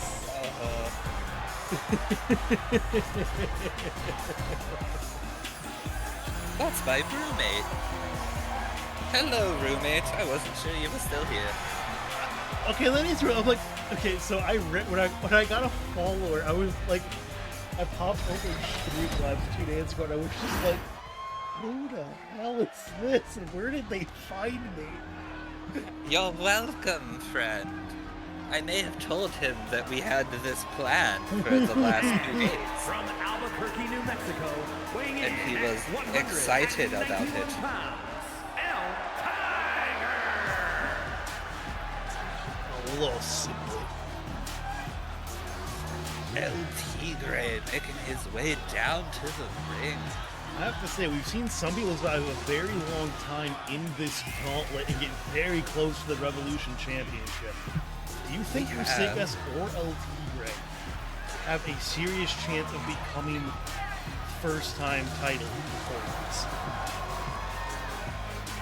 It's so difficult to say Nobody because Wait, this still didn't change? What? There we go. no, it did not. My hotkeys are But- just not cooperating. It's so hard to say for certain because the cruiserweight division is so stacked and competitive, and you are indeed controlling someone yet again. Yet again, they all Damn said it, Harold! They all said calm. David doesn't care. It's 2K. What do you expect? Them to care. Wait, are you still controlling him? Excuse me? There we go. You saw me change not control. Okay, I will be right back. Oh my Alistair Galloway will be in charge for a moment. As long as your chair doesn't say slurs again, we'll I be fine. make no guarantees. That's fair. Ooh, who's coming out next? Oh, going to the be reigning Drew Malenko. champion Drew Malenko. I'll say you don't have to wonder about the order. The order is no. I like being surprised. I can't commit everything to memory, sir. And Drew just getting in the way and paying for it twice. Rusekas kicking Tigre off while Rusekas goes after Drew, sending him over the top rope. Tigre a nice combination of kicks. Rusekas slips out into a nice German suplex. Springboard moonsault finds the mark, but Tigre rolls him up.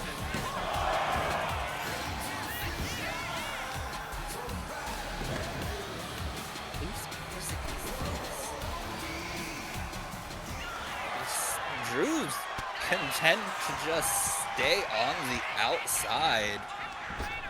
It's not a bad strategy to let the others in the match fight and wear each other down.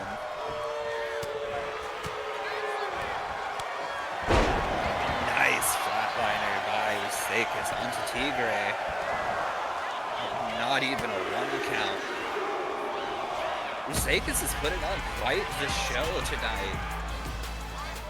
Oh, catching it before the clothesline can land.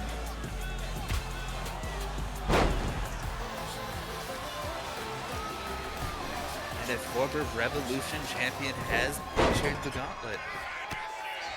Rusekas immediately going to town. Nice flipping facebuster. Tigre trying to go after Ruseikis, and Ruseikis finding a counter yet again. Nice move into the pin. 1, 2. We are on to our 5th member. And Drew still just content to hang on the outside of the ring. And now he is paying. Nope.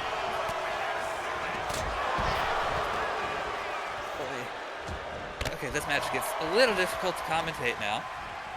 But Tigre dropped yet again by Ruseikis. Drew finally thrown back into the ring. Picking up a kendo stick just to immediately drop it. Bold strategy, Cotton. Ooh, Drew going after Ruseikis in reversed.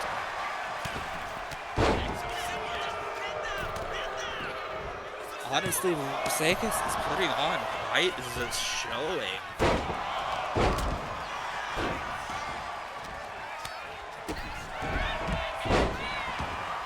Good pull.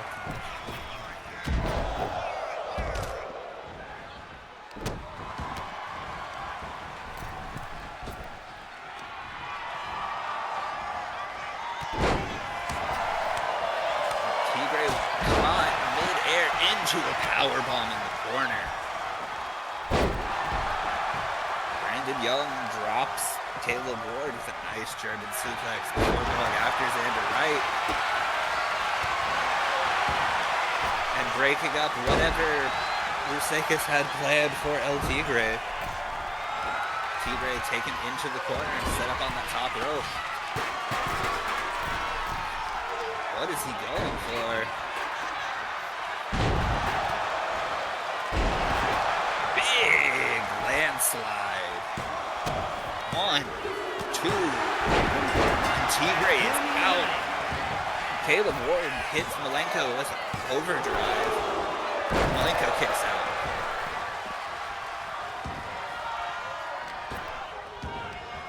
So far, Ruseikis is the MVP of this gauntlet match.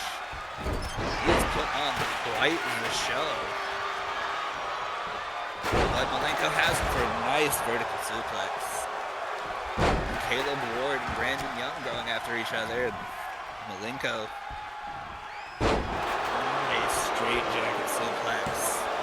1. Only a 1 count. Malenko caught with a drop kick by Ward.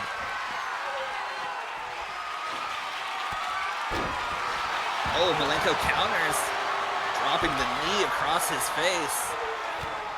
And Xander with yet another kendo stick and not able to use it. Malenko dropping him to his knees with a DDT.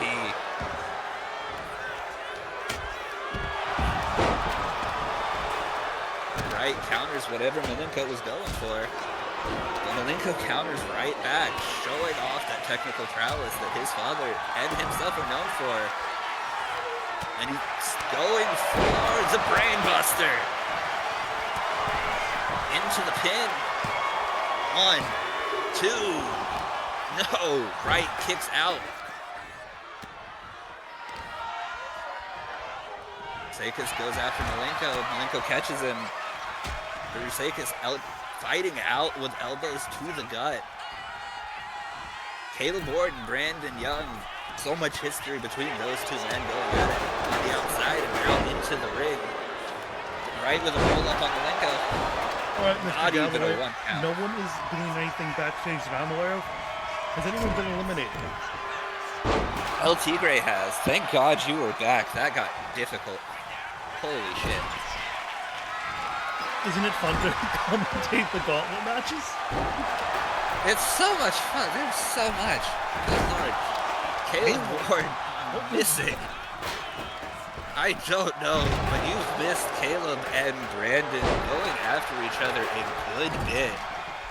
Ruseikis having a star-making performance, in my opinion, in this gauntlet match. However, Death Valley Driver might put him away. We've got 1. There's 2. Still Kicks not out, enough. stays in it. However, Drew Malenko has been caught with that side combo. Right, reversing Rusakis.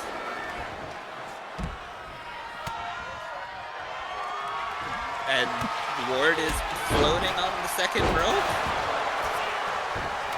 And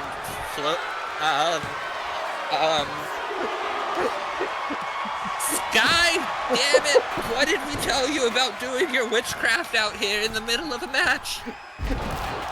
What's inspired Selena? Don't know. However, finally obeying the laws of physics, it is Caleb. And back after Brandon yet again. What was that? I don't know. Xander being Xander. Another brain buster. Rusakis not even second. true time though. And breaks up the pin. That was a questionable decision. You'd think he would want as many people out as possible. Then again, maybe he's hoping the chaos will favor him. However, now another pin attempt out of Malenko. There's one, only a one again. Someone is busted open. I can't quite tell who. Malenko stopping whatever Young was going for there. Ringmaster now debating how he wants to continue, but not being given a real opportunity. Ooh, big backhand. Natural selection. We've got one. We've got two. Malenko still has a chance to retain. And Young has that guillotine in on Caleb Ward. Nice drop kick. But he's having enough fun to not tap out or pass out. And now trying to go to work on Xander. Nice little Xander busted open. And that has to be it for Xander. Right is finally out, and now Brandon Young. Is he actually going to let this pin occur? No, he will not. Xander took quite a bit of damage in that match before finally succumbing. We're trying to play with a kendo stick. However, now lost sight of what he's doing. Brandon wanting Malenko to his feet for a nice diving DDT. Rusakis surviving. Is Malenko going to? No, with that chance to retain, and a bloodied Caleb Ward was trying to go after Rusakis. Oh, Rusakis blocks the drop toe hold. Rusakis has been caught by Malenko. Nice suplex, but now a waiting ringmaster trying to get control. It did not pay dividends for him. And clothesline face first into a kendo stick. It was not a pleasant way to spend a Tuesday evening. Not at all, but that was a nice little Canadian Samoan drop. Roll up onto the champion by Ward, and Malenko is out. Guaranteed a new champion tonight. How do you think that bodes for Damokos later in the evening? It is not a good sign for him tonight. Granted, it is a one-on-one match, and DDT directly into those kendo sticks. Ringmaster trying to get Rusakis set up for that same DDT he tried to eliminate Drew with, but unable to find it. I believe Caleb Ward keeps trying to find a showstopper, but keeps being denied. Big. And now Brandon Young had caught another natural selection, but that is going to be a kendo stick to his back. And now Caleb looking to try and steal the pin away, and does so. How fitting is it that Caleb stole the pin on Brandon? I think that was a little bit therapeutic for Caleb Ward, not gonna lie. However, showstopper, and he might have the opening he needs. There is one, there is two, there is three. But Ruseikis making it to the very end of the match. Amazing performance out of Ruseikis.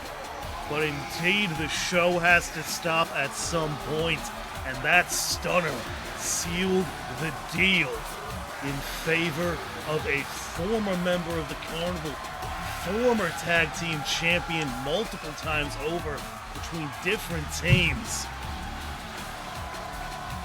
And Ward's got to be happy. How can you not be after not only getting to pin Brandon Young, but finishing the match and winning the Revolution Championship?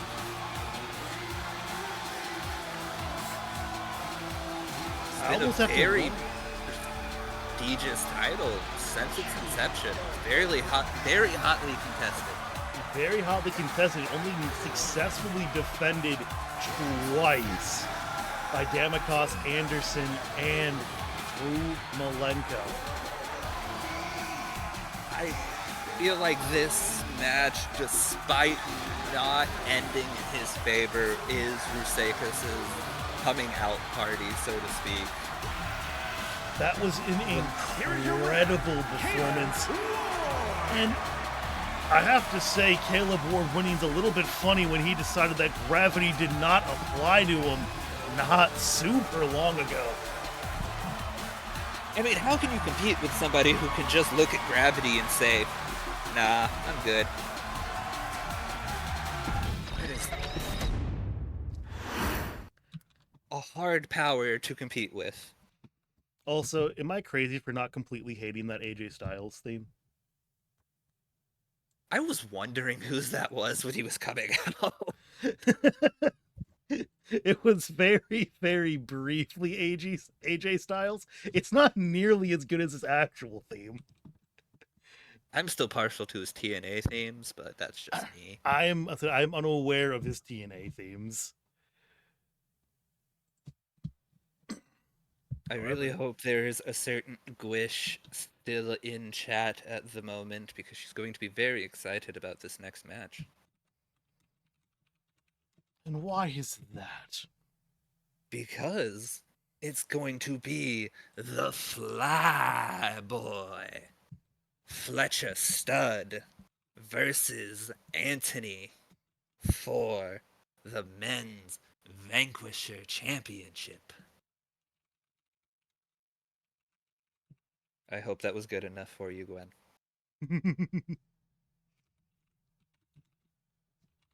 Can we appreciate also, to toot my own horn, how well I did on making Fletcher Stud? You did this such year? a good job with that. That was an absurdly good job. I like the little twist of changing the tights from just like solid pink to having Sin City across his ass. It's just so fitting for Fletcher, it seems. It's very fitting. And we are taking a break from our break from our regular referees for these matches, as they don't like when things get quite as chaotic as this. Gonna be honest, I am taking a breath because holy shit, that was a lot of commentary on the gauntlet match, trying to call everything. Yeah, it's hard. The gauntlet match is a thing of difficulty. I really thought that there was more time between entrance than there was, and it got chaotic very fast. Honestly, did too. My throat is very sore now. Can there not be managers in this? Apparently I don't think not. so. Interesting. Wait. Okay, it says calm. Okay. I'm verifying. Oh crap, I didn't make it a championship match. Damn it, Harold. It's fine. We need a counter in the top No, corner. no, we don't. We don't need a counter for this. We It's need the not Harold needed. Botch counter. It's not needed. That should be a channel point redemption. Should be a channel point goal. It's just Harold Botch counter. See, I would need it to update automatically. I need to be like a mod-only command that updates automatically when they use the command. Sure, that is a thing you can do. And if you notice on the back of Fletcher's stud jacket, he has his accomplishments emblazoned on his ring jacket. Is it bad that I was sitting here trying to figure out where he used that? Because I couldn't find it? It is close to his butt, because it's Fletcher's stud. It is so of course Fletcher's it is. However, coming out here for this first new variation of the Vanquisher Championship match. Will I never escape this match run? No, you will not. No. I should have warned you about that, friend. That's my bad. So, context to break character again, because, you know. For context, me and my roommate have been watching old WCW Nitros. So, of course, that means Ric Flair is on it. But we also have Ric Flair knockoff era Jeff Jarrett on Nitro. And wow, Anthony put that belt on real quick. A little janky for the underground match, but it's fine. Jesus. Anyways, so Jarrett has been also doing the Flair strut. And every time he does it, me and my roommate are both just like, God fucking damn it. But right side, roommate, friend, I think we're finally past. It is Fletcher's strut now, yes. And you can see the rules right here. No counts, no pinfalls, only knockout or The submission. following contest is Very an MMA based. underground match. The only ways to win are by knockout Almost or like someone submission. was an MMA Introducing fan or first, something. From Charleston, South Carolina. Can't weighing imagine in who at it is. 266 pounds. Totally not the person running the show already. No, definitely not the person who's had a lot of people be MMA From characters. Belarus on Brazil, weighing in at Totally 209 not the siblings that were pounds, also the MMA. men's martial arts champion, the Also- phenomenal one, Anthony Vincent. Very nice of you to invite some of the Challenger Series people to stand around ringside. We gotta do something while they're practicing. I'm sure they very much enjoy getting to see these matches up close and personal. Did Yori Kushida just shave just his guys and stuff while at ringside? I think so. He did not do a very good job. No, he's still very recognizable. Why is he out here? I hope he doesn't interfere. That would be a real shame. But if he interferes, maybe Fletcher actually talks. We don't know. Wink, wink, nudge, nudge, Gwen. Throws Anthony out of the... Why is the camera not moving? There we go. Don't know why it wasn't moving, I'll be honest. Big smash by Fletcher's stud to the outside. However, Fletcher going to work on the legs of Vincente. And now got a Figure knife four. looking for, but it's not going to be locked in for very long. Ooh. Big slap. Sent towards the barricade, and People, Harold, ring- why didn't you Wait, why didn't you tell me some of the Challenger Series people had the ability to become incorporeal? It's just a new technology Fletcher. I'm working on. Don't worry cool. about it. What are we heading towards, Starfinder? Jesus. Fletcher working on the limbs. And I have to say, Anthony, while having been a Vanguard champion for a long, long time now, has had a back and forth for a long time with Stud in particular. The amount of times these two have exchanged that belt is kind of ridiculous. 3 times, if I remember correctly. And if we include Blade in that discussion, I think it's been more than 3. I believe that puts us up to either 4 or 5. Can't quite remember if Blade is a 2-time Vanquisher champion or not. I can quickly give a check over and answer that question. Ooh, big super kick. Blade is only a 1-time. Okay. Fletcher reversing. Reversed and sent face first. Busting him wide open. And you're welcome, Glenn. It was actually really fun making Fletcher.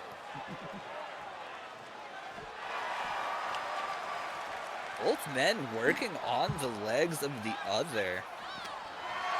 Target of choice, perhaps. I mean, it's not a bad strategy. Not the Take out the airplane left, take out spin. the base. Well, even then, takes away some of that mobility from the Flyboy Facebuster. And now got a bit of Hell's Gate. I was going to say a variant of a triangle, so Hell's Gate is the correct variant. I believe the correct terminology is like a go-go plata. And I what believe is the MMA term. go-go plata? It's some type of plata that starts with a G. Go-go plata power. Oh! Fletcher thrown across ringside. And now, again, people at ringside clearing out of the way. Nice counter found by Stud, though. However, camera crew, I know you like the spot, man, but this ain't the place. Why does that dude have John Cena's jorts on? Flyboy Facebuster, though, has been countered into a little bit of a cross body. May have been a pinfall had it been in a one that had pinfall. However, Fletcher trying to find a little bit more, but Vincente trying to keep in control as much as he can. He's got Fletcher back up, but Stud fighting out with repeated elbows to the side of the jaw.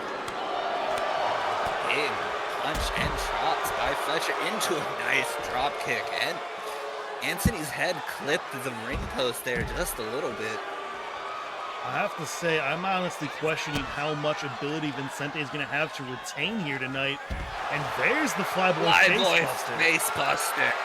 He's looking for a round 2 on it. Is it going to be there? It will be. And we have a new Vanquisher champion. Fletcher. Stud. And you hear the ladies in the audience going absolutely wild for the ladies, man. Vincente. And also, fuck you, it was a go-go plata, so fuck you. I googled it. I didn't say you were wrong. I was just surprised that was the name of the move. The modified go-go plata. Look, MMA is weird, man. It is. There's a butterfly, like, mount. But anyways, Fletcher Stud becoming a 3-time Vanquisher champion. Sorry, just no, we're gonna go buy this one. And Fletcher with the push-ups. Stud with a very, very big win here tonight. Vincente will have a rematch available, but that is a hard defeat to take when that is the first time you've had a real chance to defend that title in a while on broadcast. It is. Fletcher. I have to update Fletcher now. Get wrecked. I have to edit the patch on his back. I did not think this through when I did this. No, you didn't. Now I just have to update this every time Fletcher wins a title. The self-created pain. I'm good at that. That makes two of us. I know what I need to invest in the next... Gwen, don't you laugh at me. It's rude. I need to invest in throat lozenges next time I do this. And a lot of water. I suggest lots and lots of water. Yeah, this is killing my throat. Now you see why I occasionally just stop talking.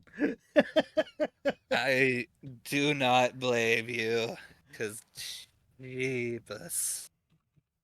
We're almost done, though, into the last three matches of the evening. Anthony and Fletcher have proven to be great friends. They go back and really change champions all the time. They do just exchange that championship like it is just like, nah, you can have it this week. I'll take it next week. You can have it for a month, it's fine. I'll take it for the next month. I love to imagine that conversation backstage. There's like actually just, it's your birthday coming up. You're, Joint like, you're going to a custody. party. You can have it for the party. Not joint custody of the Vanquisher title. Goes to court for joint custody. It's their child. Did you not know? Fletcher having an illegitimate child? No way. Never. He's a good Christian boy. I'm pressing X to doubt, man. Yeah, that's fair. I was pressing it the whole time I was saying it too. So many times has X been pressed.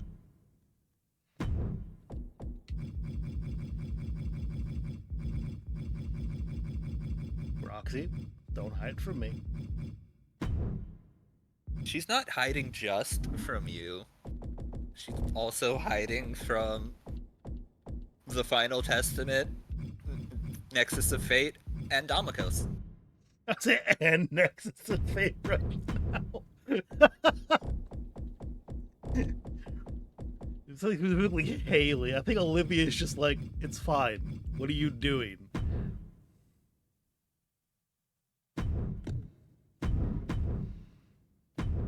You have to think that also, like I said, played a part in Haley being a bit distracted during her match with Callista, and you have to think it's going to play a factor in this match with Roxy. I think Roxy's gonna have more of her mind than Haley being upset in this match. Oh, she has so much on her mind, especially after the interview with Damokos, the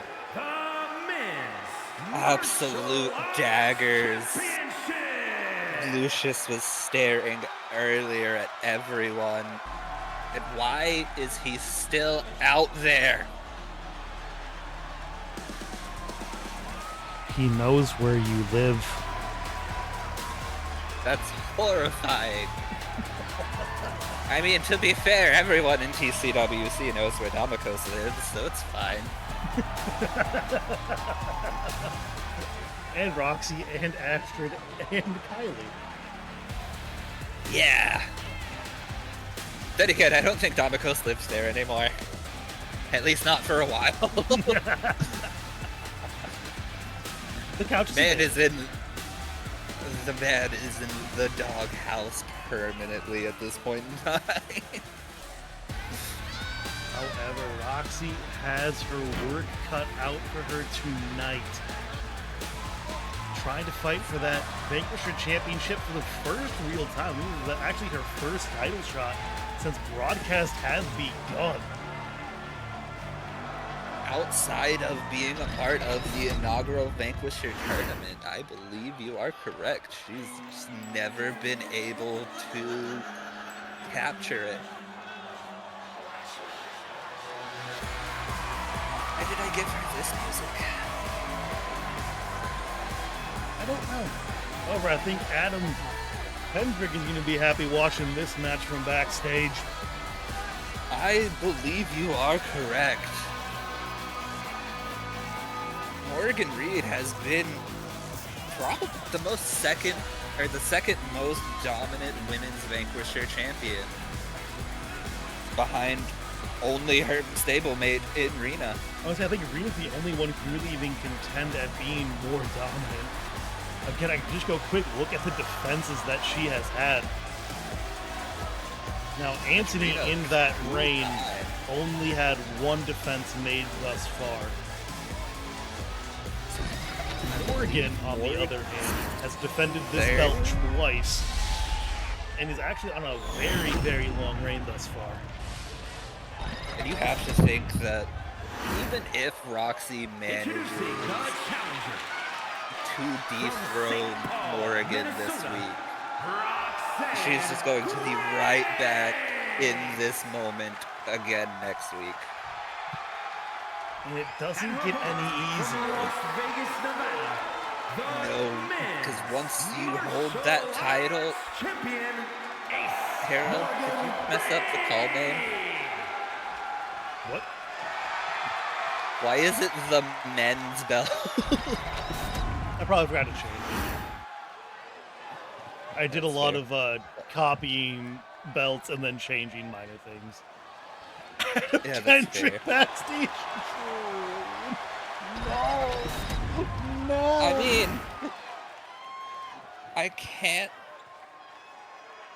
fault him.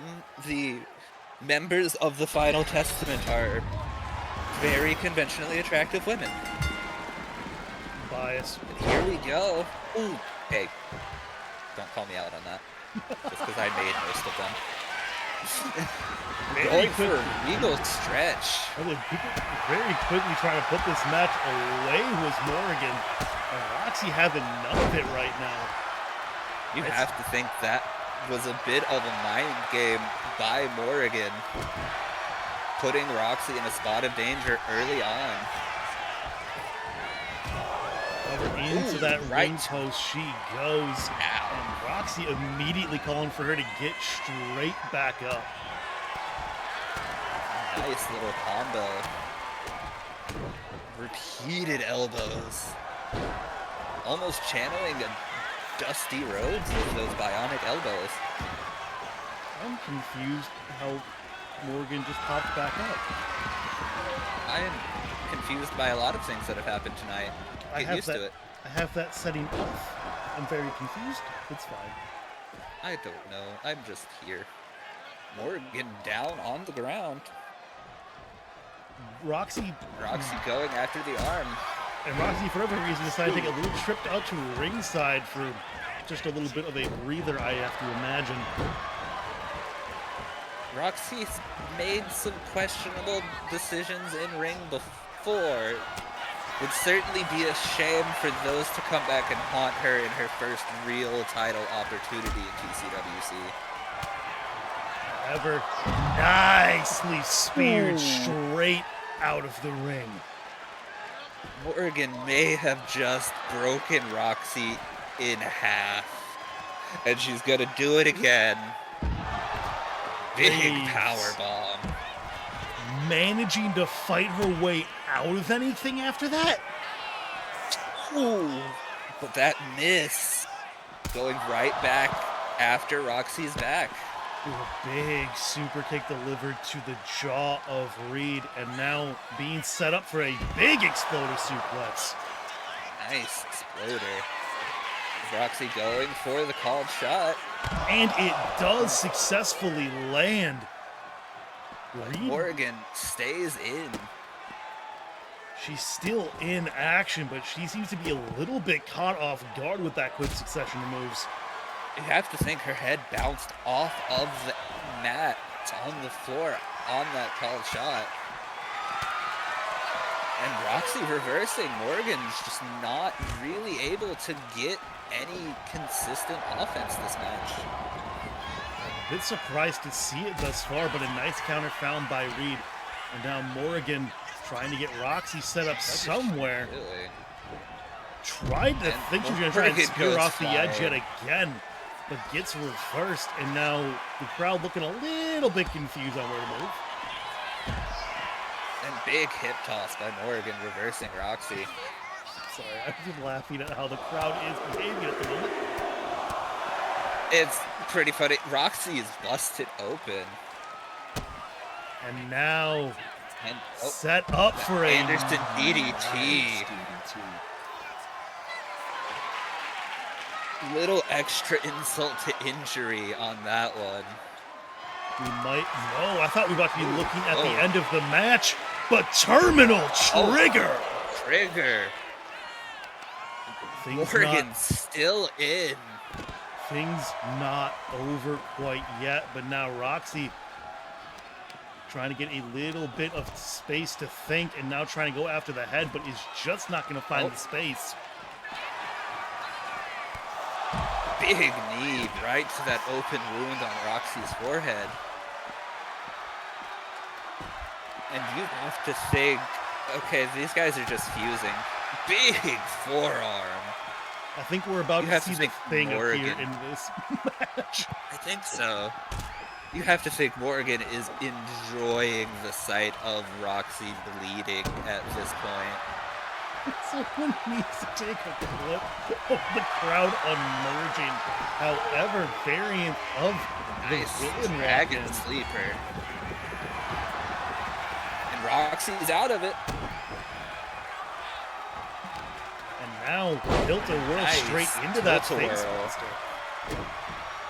As Reed is making a nice resurgence into things, but she needs to stay in the game.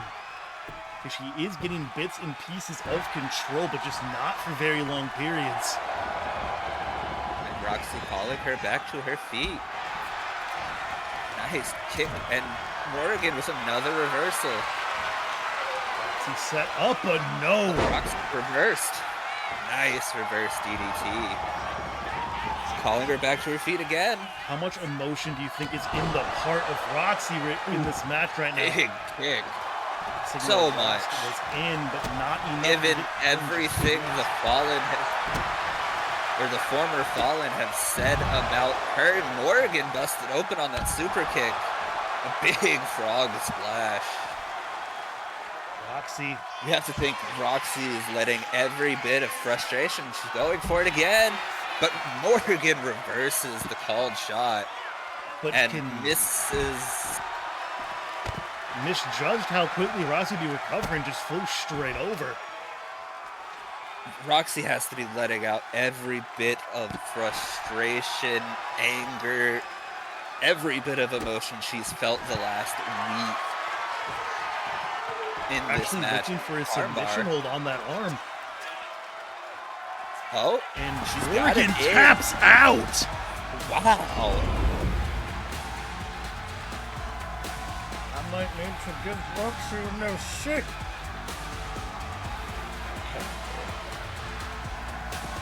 However, Morgan stayed in this match for a very, very long time. It was But a very similar good to performance last. by Are we very gonna have good a performance by both women. very good performance? But I've got to ask you, Galloway, like last night over on Melee, is anyone going to retain tonight? It was It is- only Selena on scheduled matches. Yes, Francine did retain after the failed cash-in by Lee, but that was the only retention that happened before Selena. You have to think that momentum's seemingly on the challenger's side after last night and tonight. And Roxy has her first championship in TCWC. Very well earned. Very well. I wonder if the momentum she has gained is going to be able to go into next week. But there's probably a lot of anger at Lucius and Damokos that was directed Absolutely. directly into her. You have to think she expended so much of that reserve in that match. How much is she going to have next week?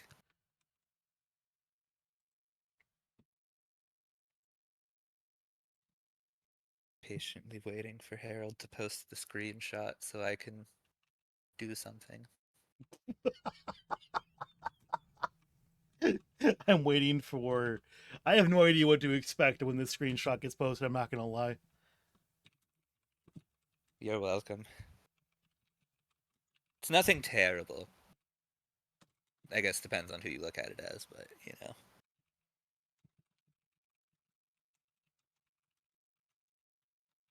Also, that is a horrifying picture of Caleb.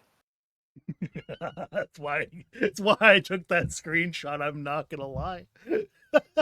It's I horrifying. thought that was the perfect screenshot to show Ward's mental state.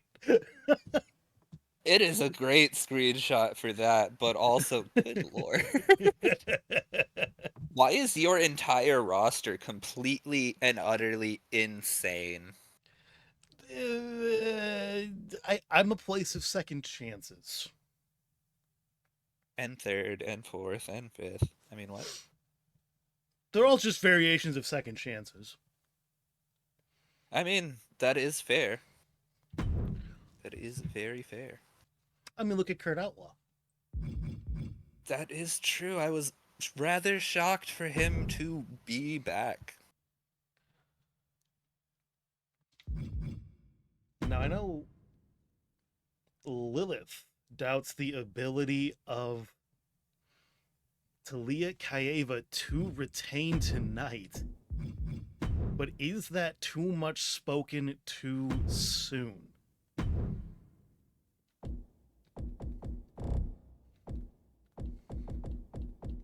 It is a possibility. The members of the Final Testament have let their confidence get the best of them on numerous occasions.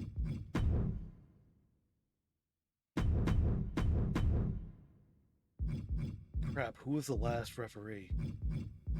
I don't remember.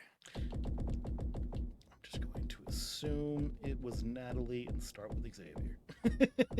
You didn't tell me I had to memorize things. I didn't expect you to. I was like, do you randomly know?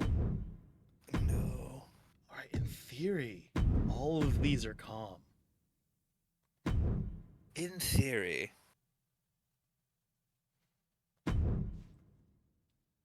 I just saw one of Gab's hashtags be #explain. We should probably clip that that. interview at the end of We this or highlight it. should. Probably highlight is what we're gonna have to do. Probably, because that was a long interview. Contest is a special guest referee match, and is for the women's collective. I have done what I wanted to do with the promo, or with the picture.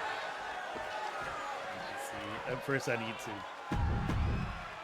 Xavier, I'm sorry. We do not need You're to not bear important, witness. Xavier. I wouldn't play with the refs too much. We saw them try and fight Rachel last night. That's fair.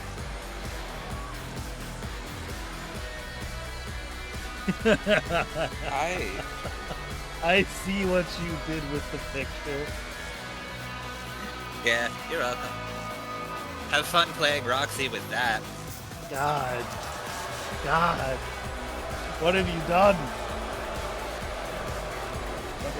What Toss would always do. Support his partner, even if she's mad at him. And wants him to sleep on the couch for the rest of his life.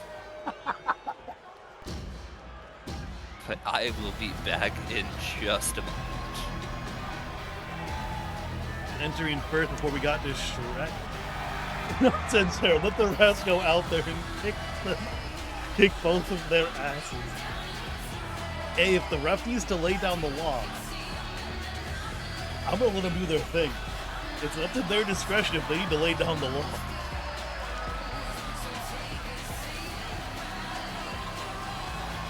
Ever entering now, it is the rookie, Talia Kaeva, who picked up a very big series of victories in her debut night of the broadcast of TCWC.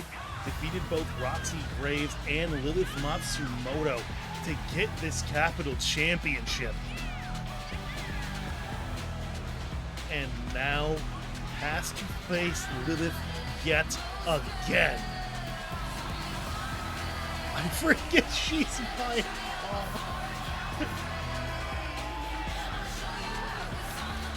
How can you forget? Talia's awesome, guys.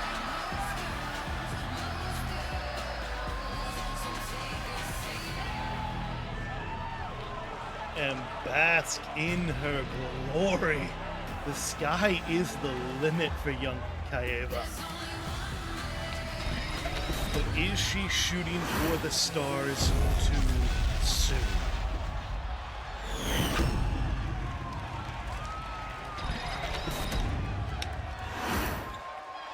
Introducing the challenger from Kona, Hawaii, El Jefe Lilith Matsumoto.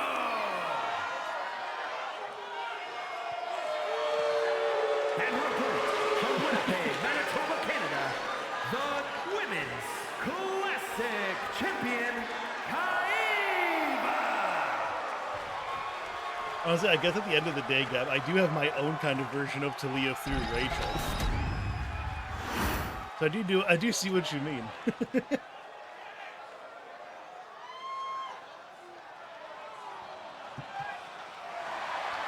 Xavier Knight hopefully will not have to lay down the law here too much tonight.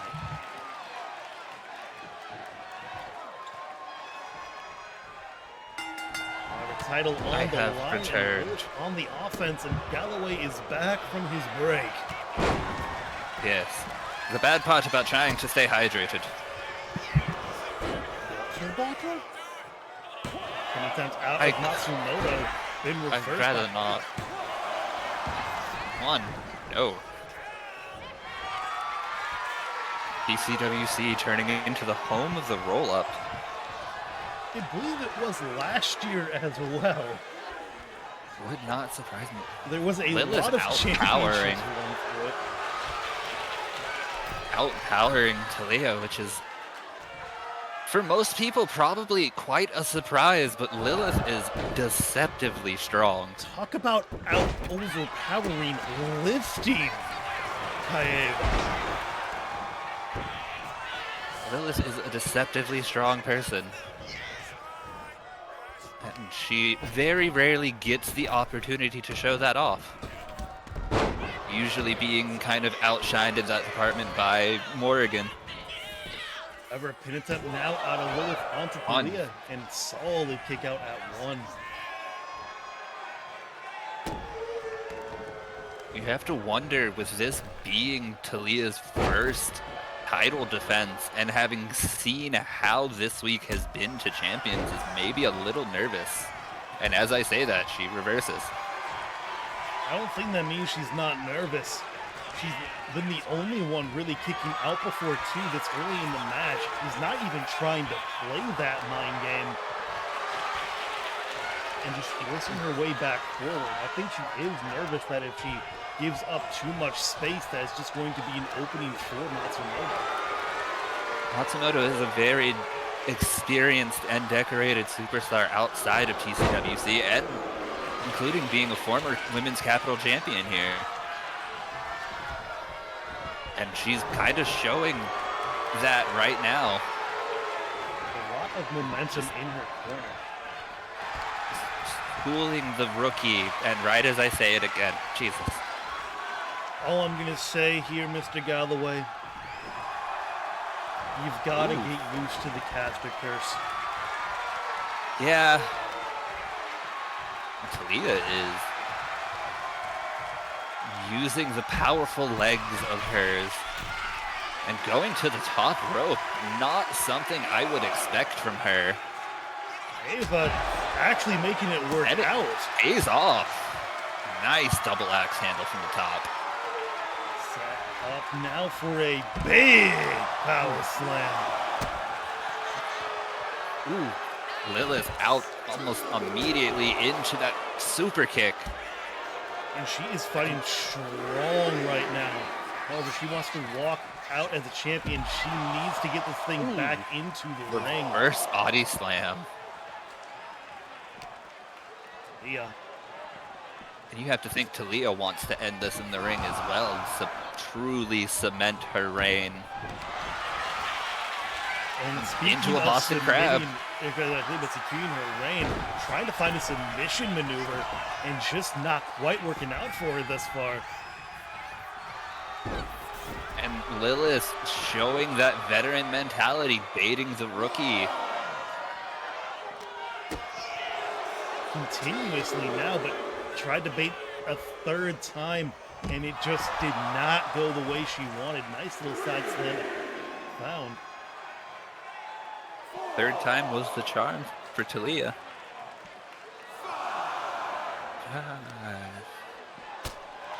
Big knee to the You head remember of the Lilith, count? and now Talia is just waiting.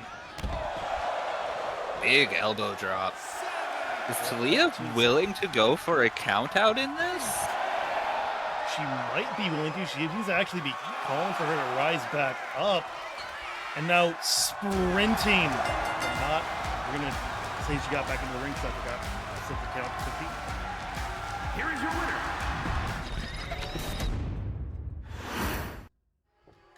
Did make it I back had literally into just the ring. asked that. Ignore the bell. What bell? There was no bell. No bell The up only there. bell was Talia ringing Lilith. That running double axe handle to the face. That bell sound was repeated smacks into the ring post by Talia, who was frustrated by her getting back into the ring when she did. Big boot.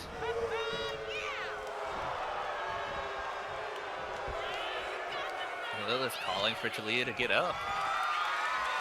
Back into the chain wrestling.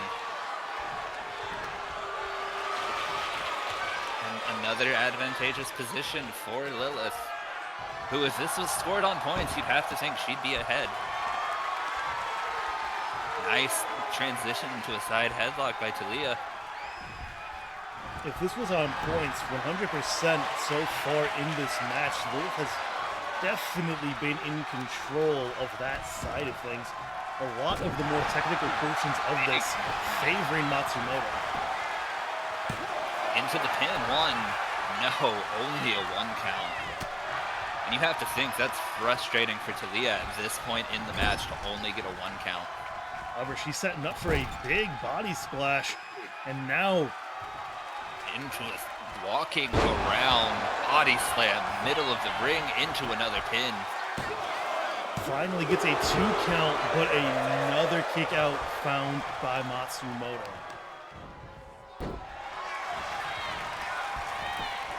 Looking for the pin, we've got one, but a little bit Only too a one. far.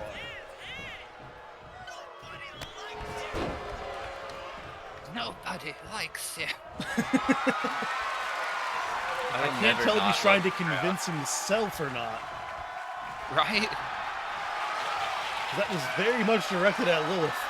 However, chain wrestling back into play, and Talia just coming out here trying to prove us wrong. She got control of the last exchange, but unable to do so this time. Lilith back in control. Weird pinlock. Ooh, wrenching on that rear chin lock. Ava Just trying to desperately trying to wear get a the grip. rookie down. Big knee to Big the back. knee to the back. Yeah, that, I agree with that rope break. Unlike the previous ones. But Talia reversing Irish whip. Oh, she went for a pounce, it looked like, but missed. I have to say, Lilith, that was a nice perfect spot. veteran maneuver.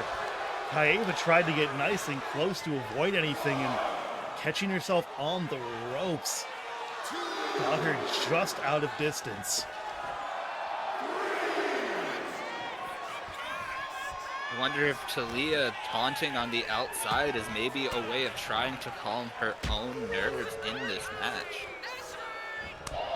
It is something that we have seen from people here in the TCWC more than once, trying to use that opportunity just to get out some excess aggression so they don't accidentally push too far.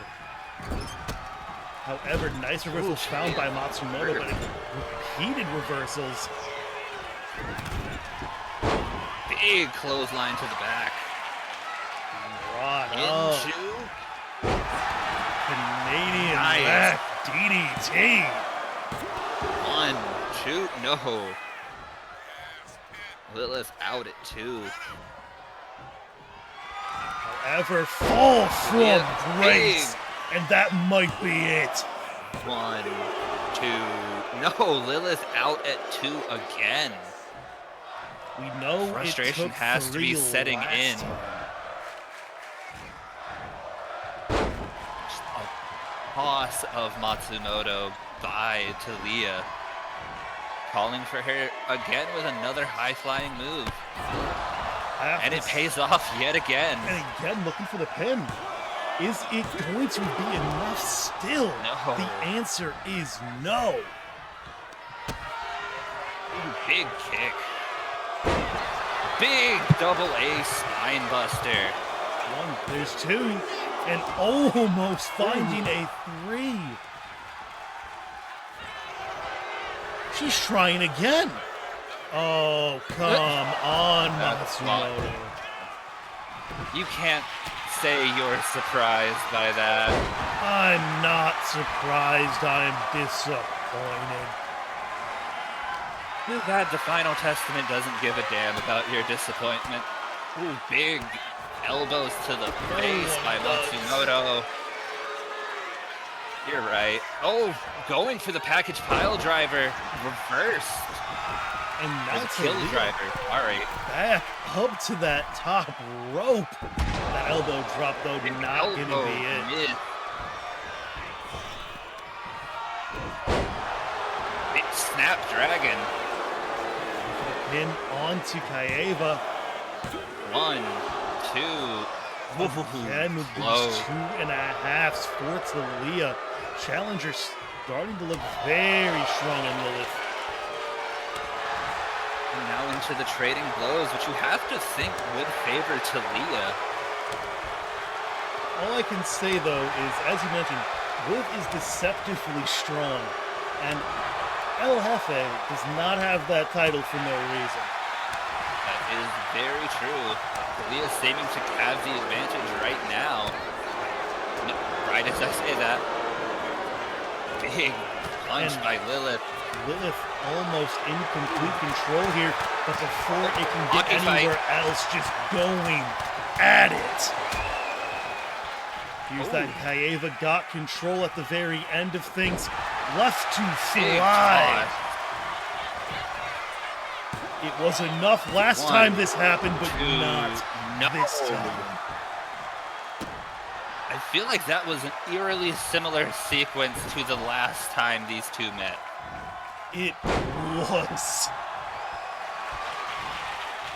I have to wonder if Kaeva's out a little bit frustrated. She has to look for the fall from grace, but it has landed. And I think we're about to have a champion that retains, and we do. And this is not a good night for my character, Jesus. Hey, Sky and Reno won. No, they didn't. Well, they didn't. No, I forgot. No. The Clan actually won that match. It's been too long. Yes. I don't want to think about the fact the Clan won. Oh, no. Adrian doesn't control them. Oh. Oh, it's going to be very dangerous.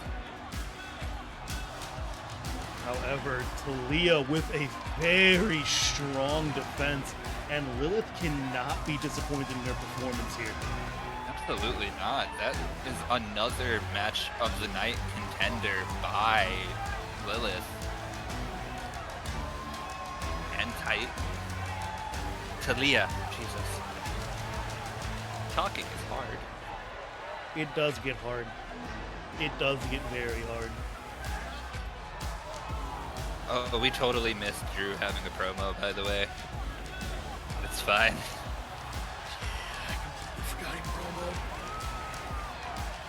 he usually doesn't. That's why I forgot. I'm just used to him not speaking. Over and here is the final fall from grace that secured Talia's reign. And so far, Hannah being proven wrong in saying that Talia was not ready for this. As a former Capital champion, twice in a row, has fallen to Kaeva. It'll be interesting to see how she does versus a different opponent than Lilith. I'm honestly curious to see how she would fare up against the likes of Sky. That is very fair. And we are heading into our main event. We are in just a moment. I need to go to the promo section. And you have a promo. That would have sucked. You got a promo to do. Yes, I do. Yes, I do. But it gives me the perfect opportunity just to do my thing. Mr. Yamashita, of course it'd be you. After everything we've been through, the wars, the pain, it always comes back to us. I've watched you fight. I've felt your power. You push harder than anyone I have ever faced before. But tonight, this ends. This isn't just another chapter. This is the last one. You've chased me, you've tested me, and now you'll fall to me. Welcome to the all-American nightmare. And this time, my friend, you don't wake up. Very Tossed it strong in. words from... What have you been doing this whole time I was talking? Champion news. Oh, right. I forgot that was a thing. Very strong statement by Damakos up against Hu Yamashita, and understandably, Gab unhappy. Cannot blame Mr. Beauchamp after the events of Wednesday night. Ah, you know why my calls have lost? I forgot to do the sound bites because I was commentating. By the way, I don't think I got an updated Damakos. I looked for one. He should have been under the TCWC tag. I'm just gonna... I uploaded it Wednesday night. Oh, At you least I updated... thought I did. I didn't see... We're gonna give us a moment, because this is somewhat important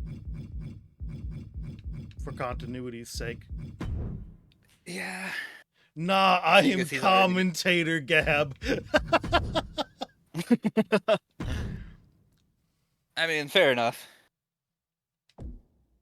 I too, as a Canadian, if I was Canadian, would boo anyone calling themselves an American. For let's obvious reasons. Let's not only bring American into this one. Yeah, that's fair. We know what you've dressed like. Hey. We know. I swear I put under Okay, these... right there. It's because he got downloaded before I went to go find him. Oh, okay, that makes sense. Cassidy with her censored name. It makes me laugh so much. Dave. I need to delete her and re-upload her so I can fix that. You think it's gonna be fixed? Well, it technically gives you the option to, like, do you want to auto-censor this? If I hit no, did you not? You see, I think if you say no, it just doesn't let you update it. I mean, upload I it. don't know.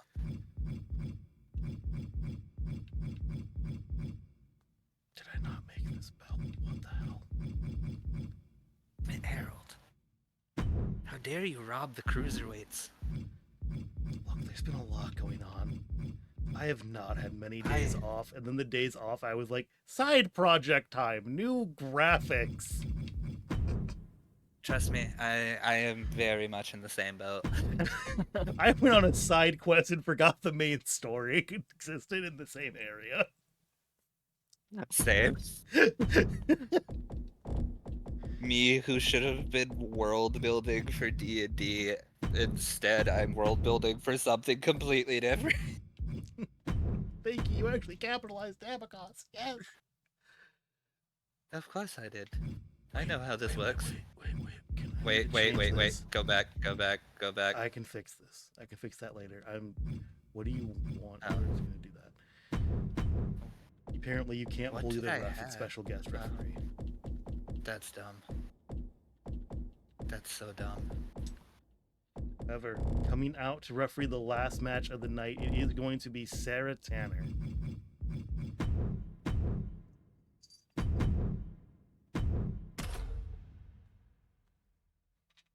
A renewed rivalry between Yamashita and Damakos Anderson. We are all very aware of the issues Villain Club had with the clan pretty much the entirety of last season. I think that is a gross understatement. It took until the end of the season for them to start picking up wins against any member of the club. And the participants. First, from Key Very of true. Japan, And weighing in Damako's at picking up 201 wins pounds, against Hugh Satoru and Yamashita to end the season. And if I'm not mistaken, it was to Yamashita who dropped the title to Damakos. That is correct.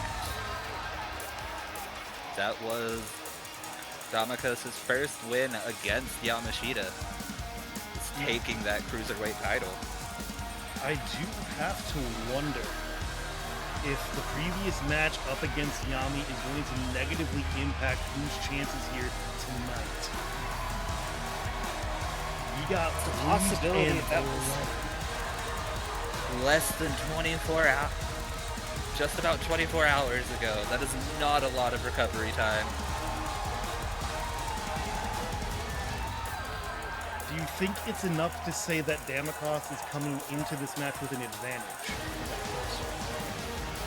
I would have to think so. He has been well rested. Not having had a match in a couple weeks. What the? This is a different presentation. Where's the prince?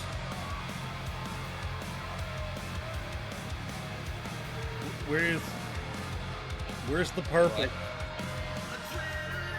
and his opponent from Worcester, Massachusetts, weighing in Why is he at blonde? 200 pounds, the All-American Nightmare, Dean Anderson! Why did he dye his hair? Is he a natural blonde? I think he is. Has he been a natural blonde this entire time? I don't think so. I don't know anymore. Either way, though, this is a very different Damakos rather than I have ever seen. It is very strange. A large departure from the normal dangerous prince that we are used to seeing. And it's even weirder seeing him trying to hype up the crowd. At this time of all times. He's getting the reaction you expect from him, or from the crowd. But he seems to just be thriving on it. Taking a page out of Bennett Hayes books, please boo me. He's begging for it almost. And just gloating on the top rope. Big forearm to start the match. The baby rage from Gabsburg. Big knee. Champion off to a very quick start, but Yamashita finding a counter as I speak. On a complete out of character side note, can we appreciate how sick that attire actually looks? Looks really good. I like the metallic you did with it. I'm not sure if it's actually metallic, but the shininess of the red and the blue. Oh, it's metallic. I love using the metallic material. Yamashita, It's like me big and Velor. miss. Oh, I love Velor, matte, and metallic. Big clothesline by Yamashita. Nice springboard moonsault into a pin. One. Despite the boos we heard, there are some signs in support of Anderson here out there tonight. There was there was either Anderson era or Damikos era sitting out in the crowd. Well, you have to think there are some people that may resonate with what he said during the interview, and just die-hard fans of his that and inviting more boos from the crowd. Nice maneuver out of coast for the second time. On hold. However, Yamashita out a little bit faster than last time, and now we're trying to use the experience up against Damikos, and actually gets a solid bit of torque onto the shoulder and elbow. Ooh, wrenching on that arm. And that is an arm that Damikos has had trouble with in the past.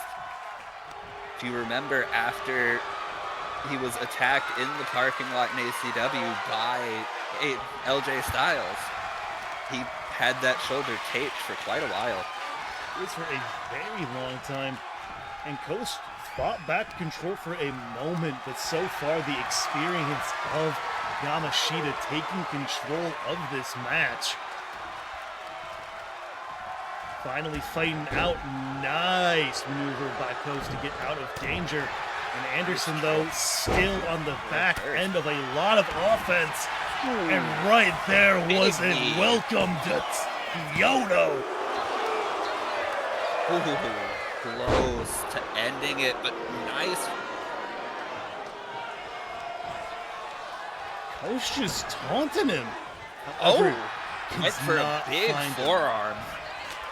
And reversing Yamashita's attempt at a float over DDT. Now got him off the ropes. Anderson, what does he have in mind? Leapfrog. Ooh, big whiff by Anderson. And now caught with a nice, I believe that is a dragon suplex. I believe it was a half and half. Nice guillotine leg drop. I'll be honest, the only one I can really tell the difference of is the tiger suplex. Ooh, That- went with that big spin kick, but Damikos ducked. Trying to fight back control right now, though, is Anderson. And it's going to be actually Yamashita trying to fight back into control, but not able to stay on the offense.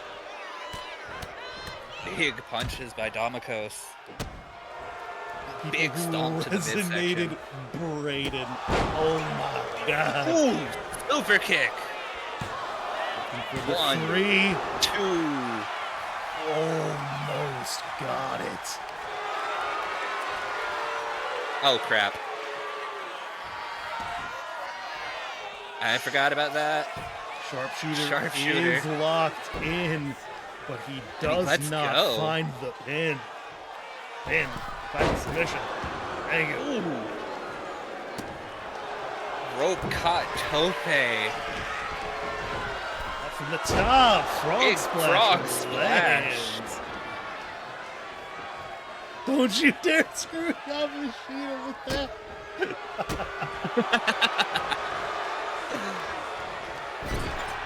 Ooh, Yamashita ducks out of the way. and straight back to business as if he had been in control the entire time is the former Daimyo, however, set up for a nice driver. That is the kill driver used by Lilith Matsumoto as well. But kicks out. Lilith did, of course, steal that move from Damakos. Accidental's not quite landing. Taking it back. Off the ropes is Yamashita. Anderson in control, finds a Big nice clothesline. Turning Yamashita inside out. Off the ropes, finds a big kick. Calling Yamashita to his feet. What is he going for? Big double axe handle, but Yamashita going for the pin to steal it, but rope break. Interesting decision, but welcome yet again. Sarah just keeps calling out the rope breaks. Like you said, better to be a little too willing to call them than not calling them at all. A big neck breaker by Yamashita. Trying to get himself back up on the ropes is Anderson, and who not giving him any space to breathe. Big kicks to the knee. Got him rolled over. Bolted I over. think we know what's coming. This is what put Yami away yesterday. Big spin kick. There's one. There is two. Ooh, no.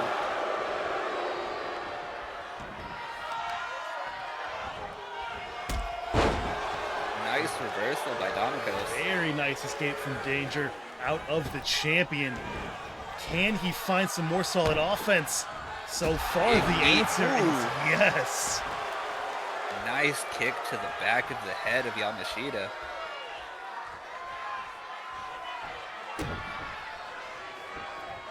What Guard is being he set going up on the for? top rope. We saw Lucius win with this earlier in the day. Ooh, big DDT. There's going to be one, there's going to be two, and a second win with that maneuver. Oh my god. Damakos Anderson is still your escalation champion. I don't know if you actually have that set as anything, but I'm so happy that turned out that way. I don't think I do, other than just a regular corner move. That was a perfect way for that to go, I'm just saying. Oh my god, that was beautiful. Oh my god. Back into character for a second. After that match and being able to defeat Yamashita decisively, you have to think that what he did on Wednesday is doing good for him. It's definitely ignited a new fire under Os. A lot of momentum seems to be going back into his corner, even if things did not go his way over in BPW. Here tonight, a big win over a long-standing veteran. And the amount of offense he took and survived cannot be understated. I mean, let's be honest, Yamashita is Here is your winner. a borderline legend in TCWC. So being able to decisively beat someone of that caliber twice in a row is quite the feather in his cap. And the amount of damage you can see on his face is a big testament to what he fought through to keep this title. That shows how much this cruiserweight title means, this escalation championship means to Damakos Anderson. I have Because to he has forgone the opportunity to move up division-wise to stay and help build the cruiserweight division into what it is. And what it is indeed. They put on a wonderful show in the gauntlet, and that battle was very impressive, even if it's not the result the crowd was hoping for. Can't argue with success at this moment in time, and Villain Club, despite dropping the Revolution Championship, still has almost all the momentum going their way. I'll say they're down to 2 out of 3 of their group, like there's kind of self divisions as champions. That's still 2 out of 3. Lending credence to what Mr. Anderson said earlier of Villain Club being the most dominant faction in this little trio of organizations. Being not only the current combined Tussle Tag Team Champions and the Escalation Champion, but also the longest reigning ACW Tag Team Champions of all time. And Can't argue with what they've done. oh, you cannot argue with the performance behind it, even if I have to say I don't necessarily always agree with their methods. In recent weeks, they have proven to be more villainous than they appeared to be last year. Almost makes you wonder how much of all of this was just a front. A front or convenient at the time? That is the real question. That it is. It'll be interesting to see how that plays out. However, with that, our match card is at a close, and there is an upcoming TLE, which was announced earlier in the day. Thursday, May 22nd, we will have TCWC Blockade, officially replacing the past as May's pay-per-view. But we will have to see who can survive the blockade and who will fall. But to do a quick rundown of Very excited to see that. as the little rundown of the card I do like to do. We're going to start from match 1. Cameron Owen is now the #1 contender to Lucas Amorin's Capital Championship, defeating Dieter Van Stel in the rematch. Jackson Prince was unable to defeat Arthur Graham, and Graham is one step closer to getting his first title here. What? What? What are we whatting? What's being whatted? Who whatted what? Who is whatting? Who is what? I'm confused. There's a what in chat from Mama Harold. Oh, I see that. I'm so confused. I have so many channel points, Harold. I need more things to do with the channel points. No, you don't. I have 32,000. Yes. I need more things. Oh, we're continuing the run.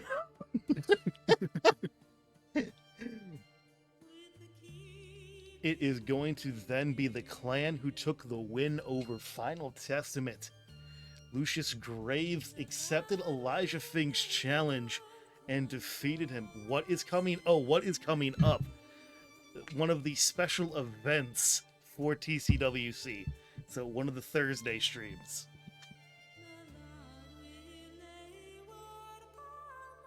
In Jeebus. roughly 2 weeks. Damn you for choosing Thursday for that, by the way. I'm sorry, it's the date that's convenient with where we do everything else. Yeah, that's fair. I can still bitch. Callista Grace went over Haley Dawn, pushing her own way forward in the Vanquisher division. Alex Nitro, after a grueling battle, took down Eric Elkins. And Caleb Ward succeeded in the Revolution Gauntlet and is now your Revolution champion. Fletcher Studd managed to defeat Chaos's Anthony Vincente to claim the Vanquisher Championship, as did Roxy Graves up against Morgan Reed. Talia Kaeva retained the Capital Championship up against Lilith Matsumoto, and Damakas Anderson took down the veteran Hu Yamashita to secure his continued reign with the Escalation Championship. I believe that is Damakos' second defense? Might be his third. But we do Second need or to get third, to I these can't people some remember. more defenses, because there was a pretty big quiet period when it came to me actually doing my job. Yes, that would be his third, because he defended it on the tour as well. Yes, so it will be his third. And with that, we will be calling it a finish for the night. Thank you for joining me, Mr. Alistair Galloway, or as he is Thank you. actually known, Damakos. Or Thank you for having me. Damakons. This was stupid fun. I find it very fun to do. And now you've learned the pain of destroying your own voice for the sake of commentary. Yes, I have an even larger respect for you and Gabsmer on doing this on a weekly basis twice a week, because holy shit am I going to need to rest my voice. I'm just happy my voice, like my throat, stopped tightening up, because I was very concerned before we started that I was just going to be like, and I can no longer speak. Yeah, that's fair. I tried to take a majority of the talking, but I appreciate it, because I don't know what my voice would be like, because my throat is hurting, and it's not I used my voice too much hurt. yeah, mine is very much a I have spoken way too much today. Ah. I don't know how I got through the first few streams of this without doing more damage to myself. I don't know, but I'm kind of glad that I am doing this, like joining you on stream, because if I ever want to do this, it's going to... Gab, no 3 hours, please. No. I can No go more for hours. another 3. All I'm gonna say is Gab doing his 6-hour cards. Mad respect, dude. 3.5. Oh, for like sure. 3.5 is my like cap. Have a good Yeah, one. that Mama was Harold. rough.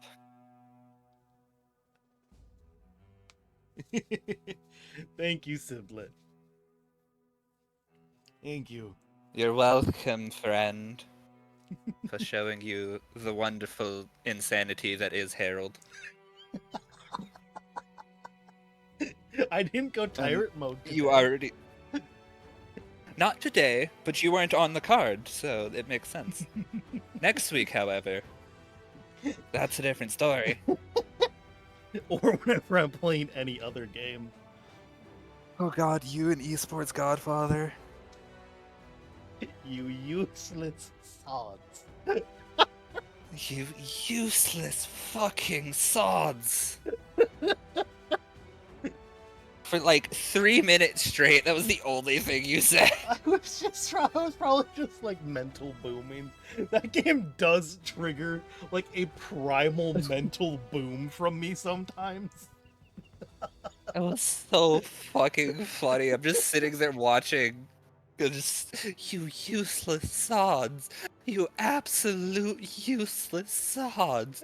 You useless fucking sods. That probably could have been turned into a soundbite. 100%. It was so funny. Oh my god.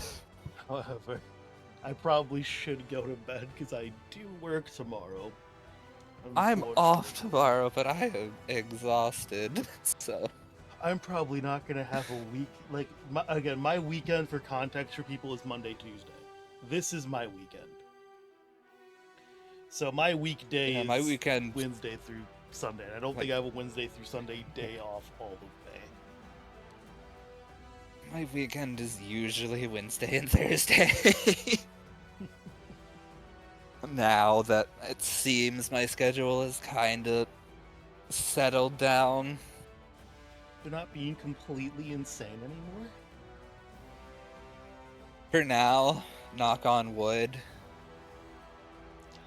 God knows I don't trust it to stay that way.